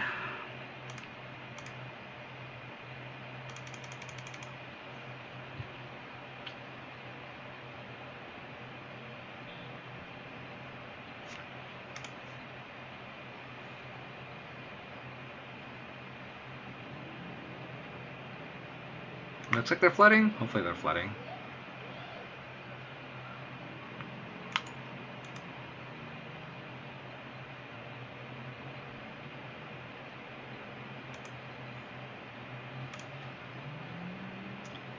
Kazgal was a good draw.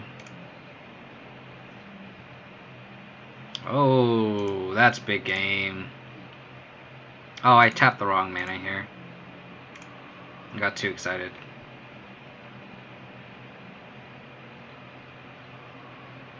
That's fine.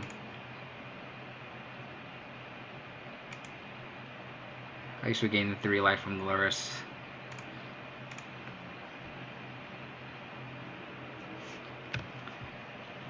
So do they like? Does these incinerated versions just not run Searing Blades? So my opponent's just like fetching when they should be holding them in theory. Okay.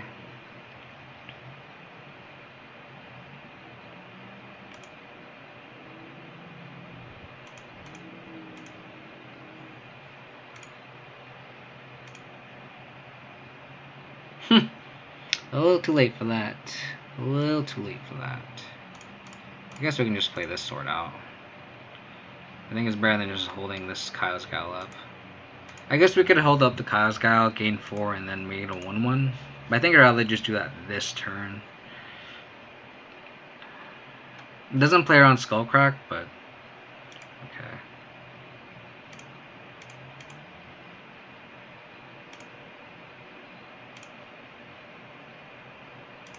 That was a good draw, just so I know if I should play this Kyle's Gal or not.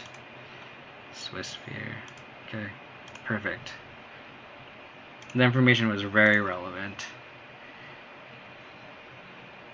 And I can... Yep. Push here. And then gain 4 life, make a 1-1.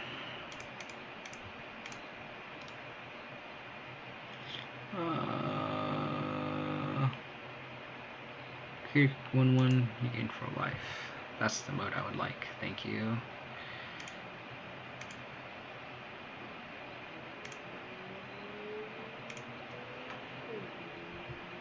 Oh, that's a good draw.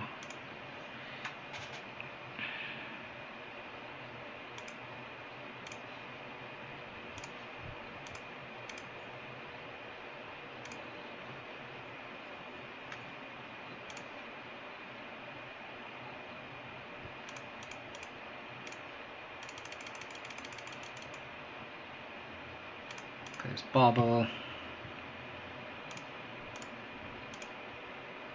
Skewer.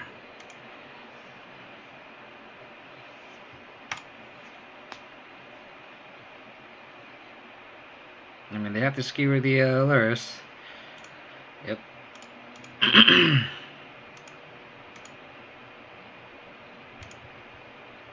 Put a lot of removal in her hand.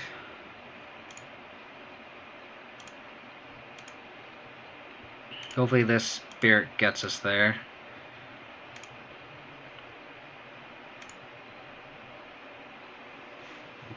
I could see playing this EE, but I think I'd rather just hold it.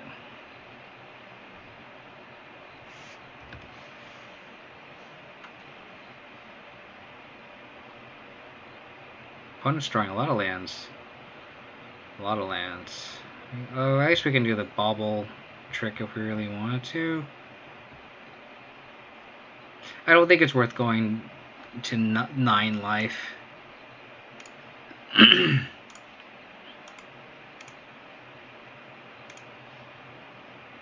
So I think I'm just gonna, like, I think this Marsh Flats is just a dead draw. So let's see what this draw is. Lightning Bolt.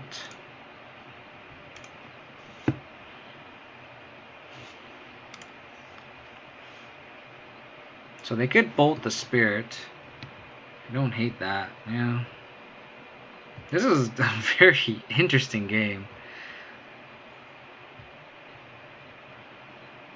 That will do it.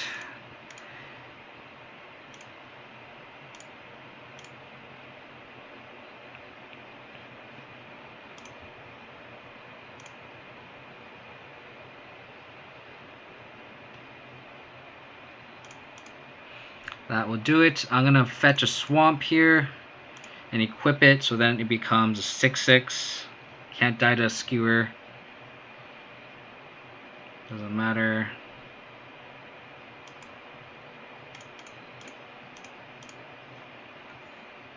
Yep. What a top deck. The old sneaky boy. The old sneaky boy.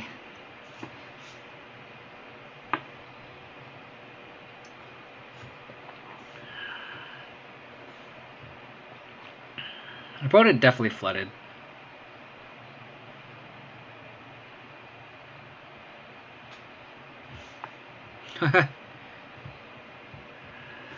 GG's.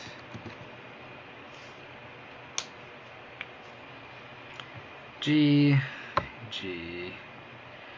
Alrighty, 2-2.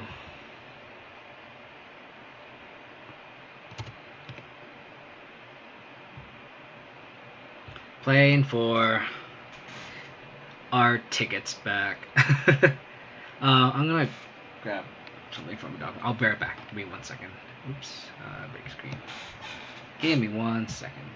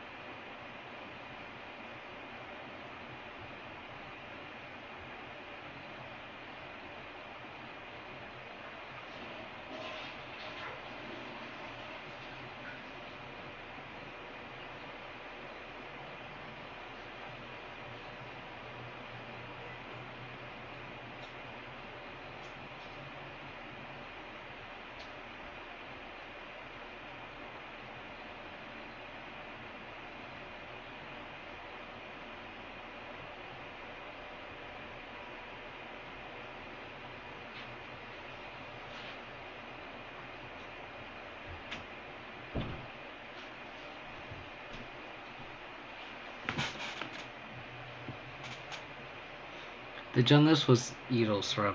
Oh, I see. I don't like Doomblade in the sideboard. I think that's like a hot topic right now. I think it could be a heartless. Like, why isn't he just having Terminate? I don't understand why he has a Doomblade. Like, he's not playing Brock. He's playing Jund. I don't understand. But whatever. Oh man, come on, deck. Treat me well.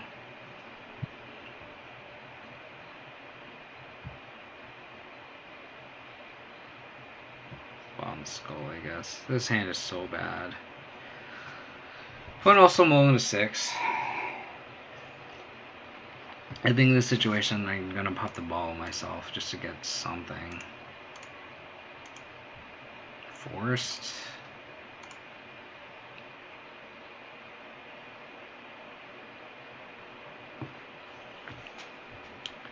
Don't think I want Forest. I'm gonna get Temple Garden here.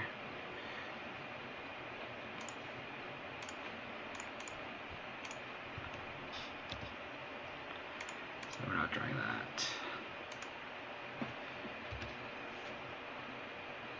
Lurrus is a good draw. Oh, it's against Burn again? I'm trading. Our Hex Drinker was a fatal push. Turn off auto yields. Let's see what they draw. Lightning Helix. Them playing Sunbit Canyon kind of signifies that they have a low land hand. Or not. Oh, it probably just is the Red Phoenix. Ooh, Eidolon. Okay.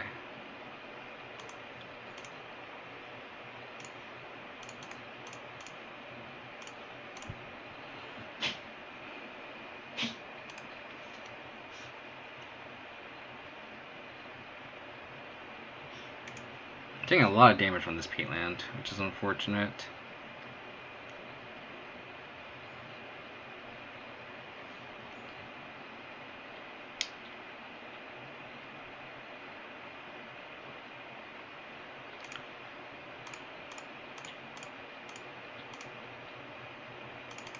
Probably want to get a Triome with this Catacombs, which is why I'm just gonna hang tight with it.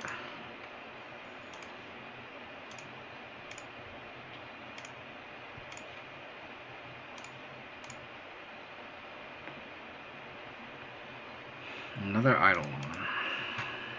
Probably gonna Helix this Lurrus. They have to. Or not. Whoa, they're gonna let my Lurrus live? No way.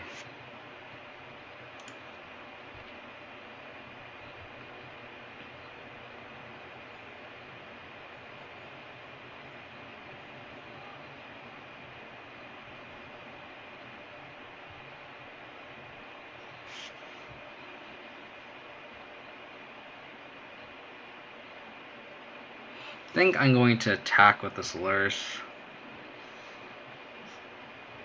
And then play his Tarmogoyf.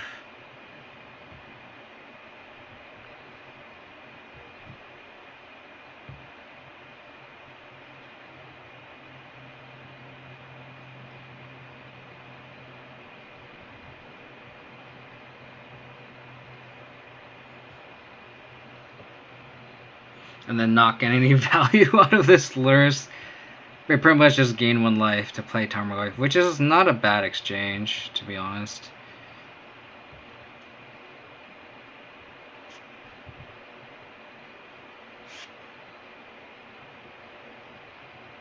Sure. I want to dismiss all.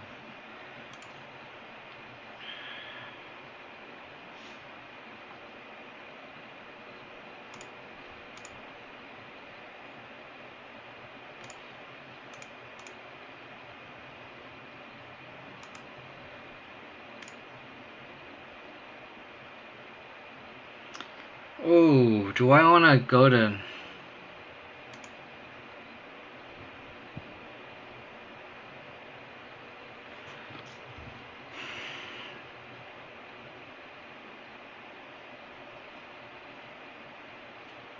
Oh, so if we just equip the sword, they're dead. We equip the sword, deal 10, they go to 1, and they are dead. We go to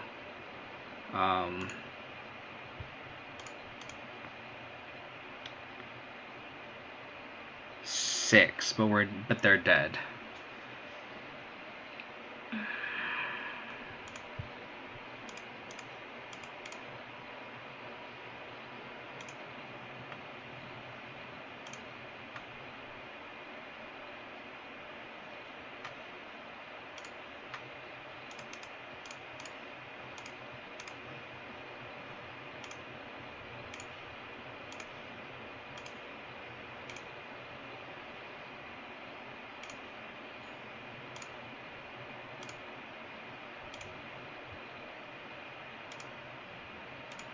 And then they can't cast this Rift Bolt.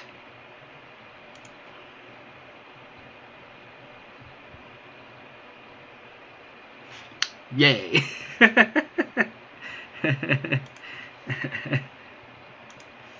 Sword of Fire and Ice is just really good. So this seems like it was just regular burn, but I thought the last match was just regular burn and it was like incinerator burn. If I remember correctly, it's just out 3 Thought Seizes. So just do the same thing, I think.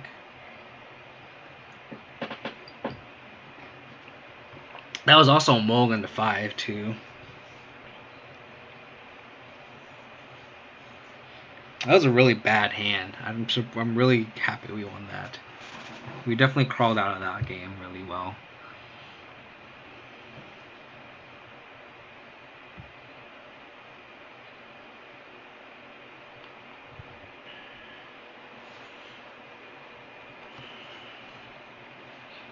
This hand's so awkward.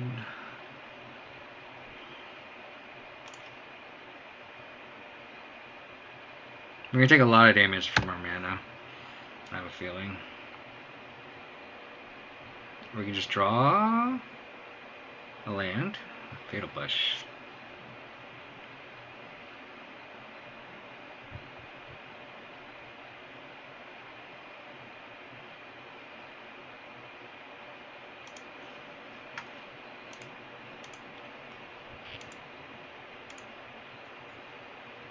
Hmm.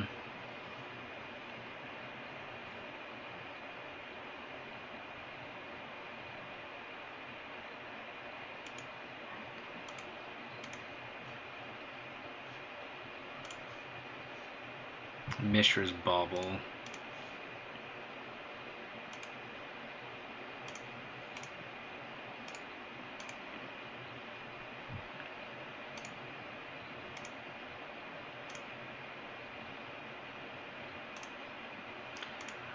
So we're at a virtual 11, virtual 10. I guess we should just Inquisition first just to see. And then maybe just... God, I don't want to fetch.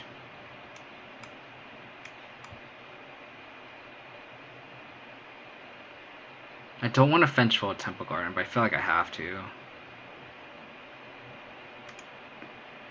So in 11, 8...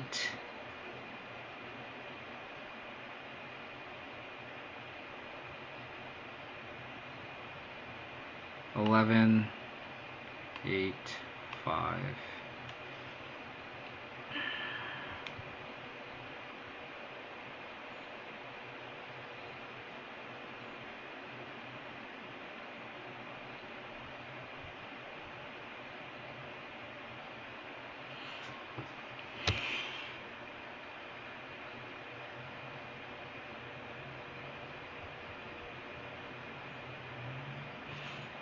I don't think we can fetch Temple Garden.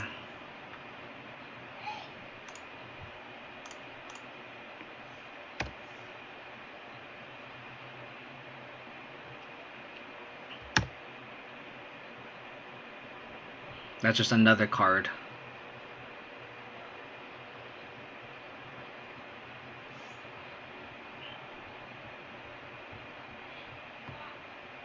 Okay. That was a good draw.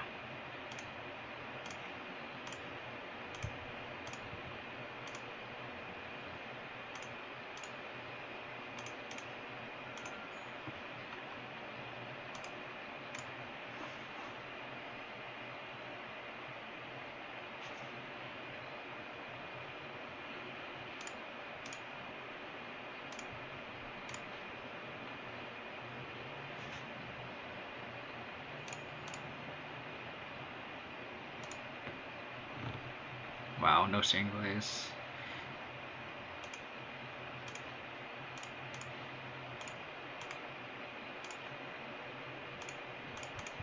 Let's get a Batter Skull here. Let's gain that life back. So we have nothing in hand, essentially. Swiss Sphere, that's fine.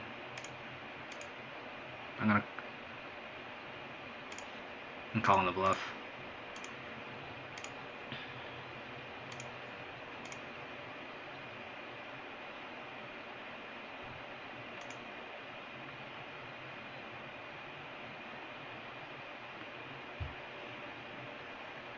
They have to have another land in hand.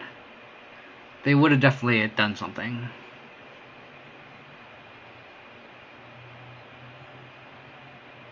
So I guess I can just level up. There's no creatures in the graveyard. Otherwise I would use my mana that way.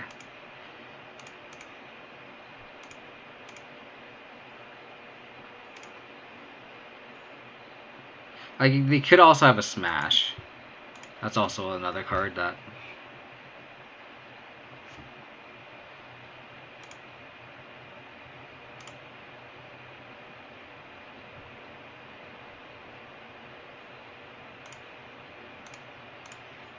If there's another Smash, I'm gonna block like this. So they have nothing to smash, and then if they smash it, it's like, whatever.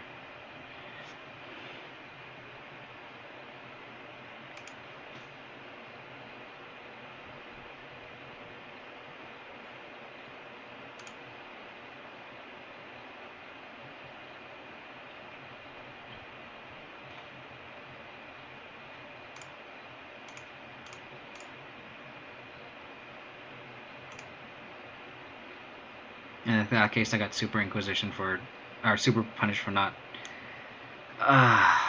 Inquisitioning. I read them on land.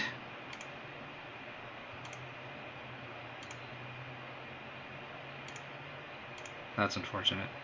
Oh. Okay. That was weird. Why would you concede there?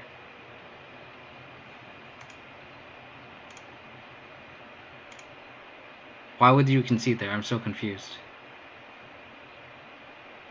I'd probably trophy the Swift Sphere and then gain 2 life. That's still not enough. So my line would be I would trophy this, gain 2 life, go up to 4, attack back for 5, then be at 5, and hold this Hex Drinker back. And the next turn, just go off. It's interesting. I don't know. Whatever. We ended 3-2. Pretty happy with that.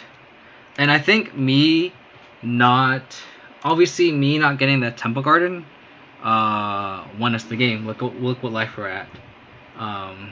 We ended up at 2. So that's the difference between one spell, right? The one spell they drew was the Lightning Bolt, and we would have lost if I fetched Temple Garden. I think that's just one of those reasons why I like having the white splash super light, where if I need to, I can just function off black-green.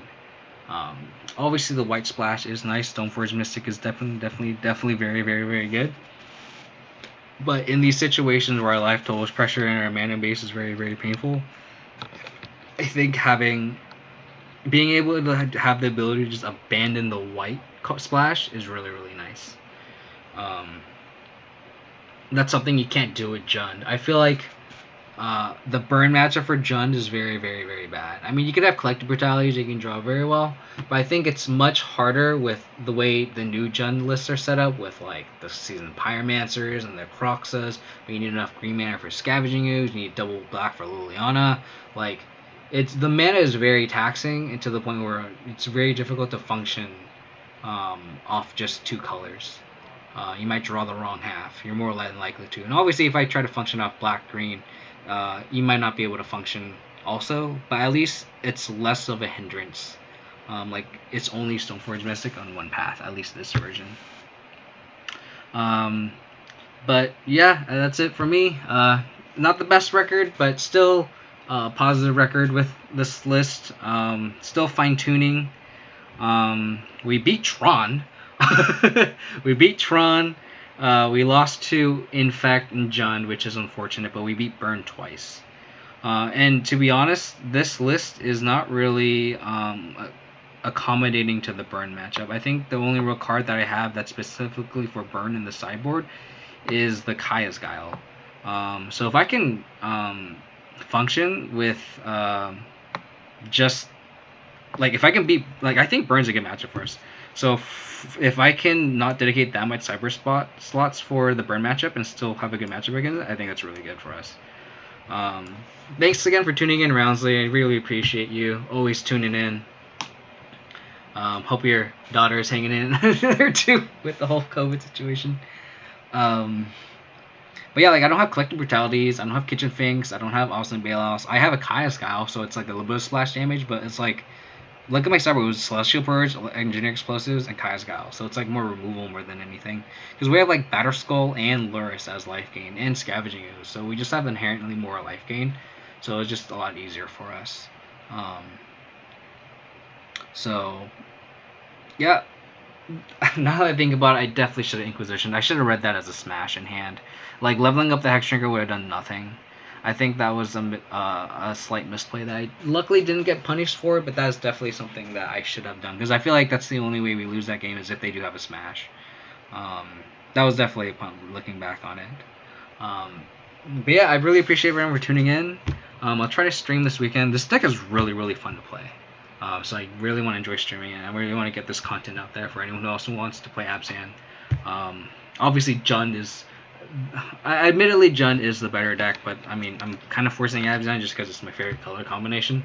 And I'm doing well with it, so I might as well just ride the wave, right? Even if I might not be doing as good as I would be with Jund, but I think this is good enough. Like going 4-1, 4-1, 3-2, 4-1, 3-2, it's like I'm still hovering between 60 and 70% win rate, which is perfectly fine. I'm getting all my money back from my leagues. I'm still going infinite, which is perfectly fine with me. But yeah, I really appreciate everyone for tuning in.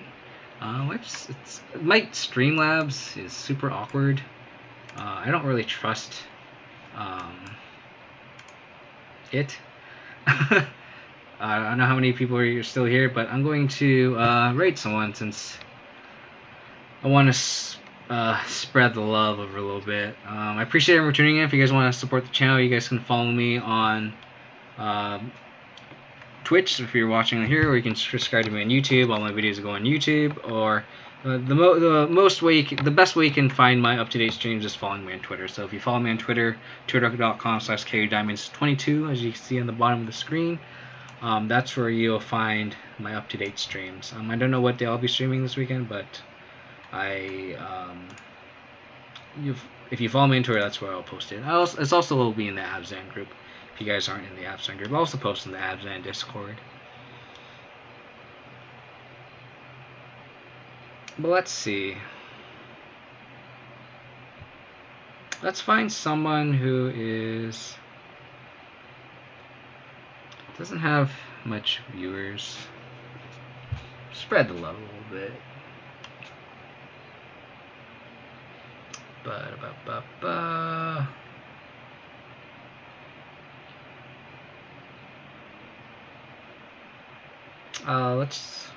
No one's really playing Modern. Everyone's playing a lot of Pioneer. I know Pioneer just got all those unbans, so I guess I follow Z-Bex on Twitter. She has a lot of good content. I think like her dad owns a LGS or something. Let's rate her. Let's do that. I think she's like a cosplayer or something. So wait for the ad to load, and then I'll send you guys on her way. She's doing a double Masters draft, which is really, really interesting. So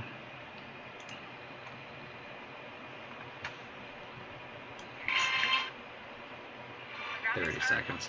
So yeah, so I really appreciate everyone for tuning in. I'll try to stream this weekend, probably. I don't know what day it'll be, but follow me on Twitter, and then you guys can get the most up-to-date streams. Alright guys, I really appreciate it. Take it easy. Let me make sure. Alright, take it easy guys. Bye.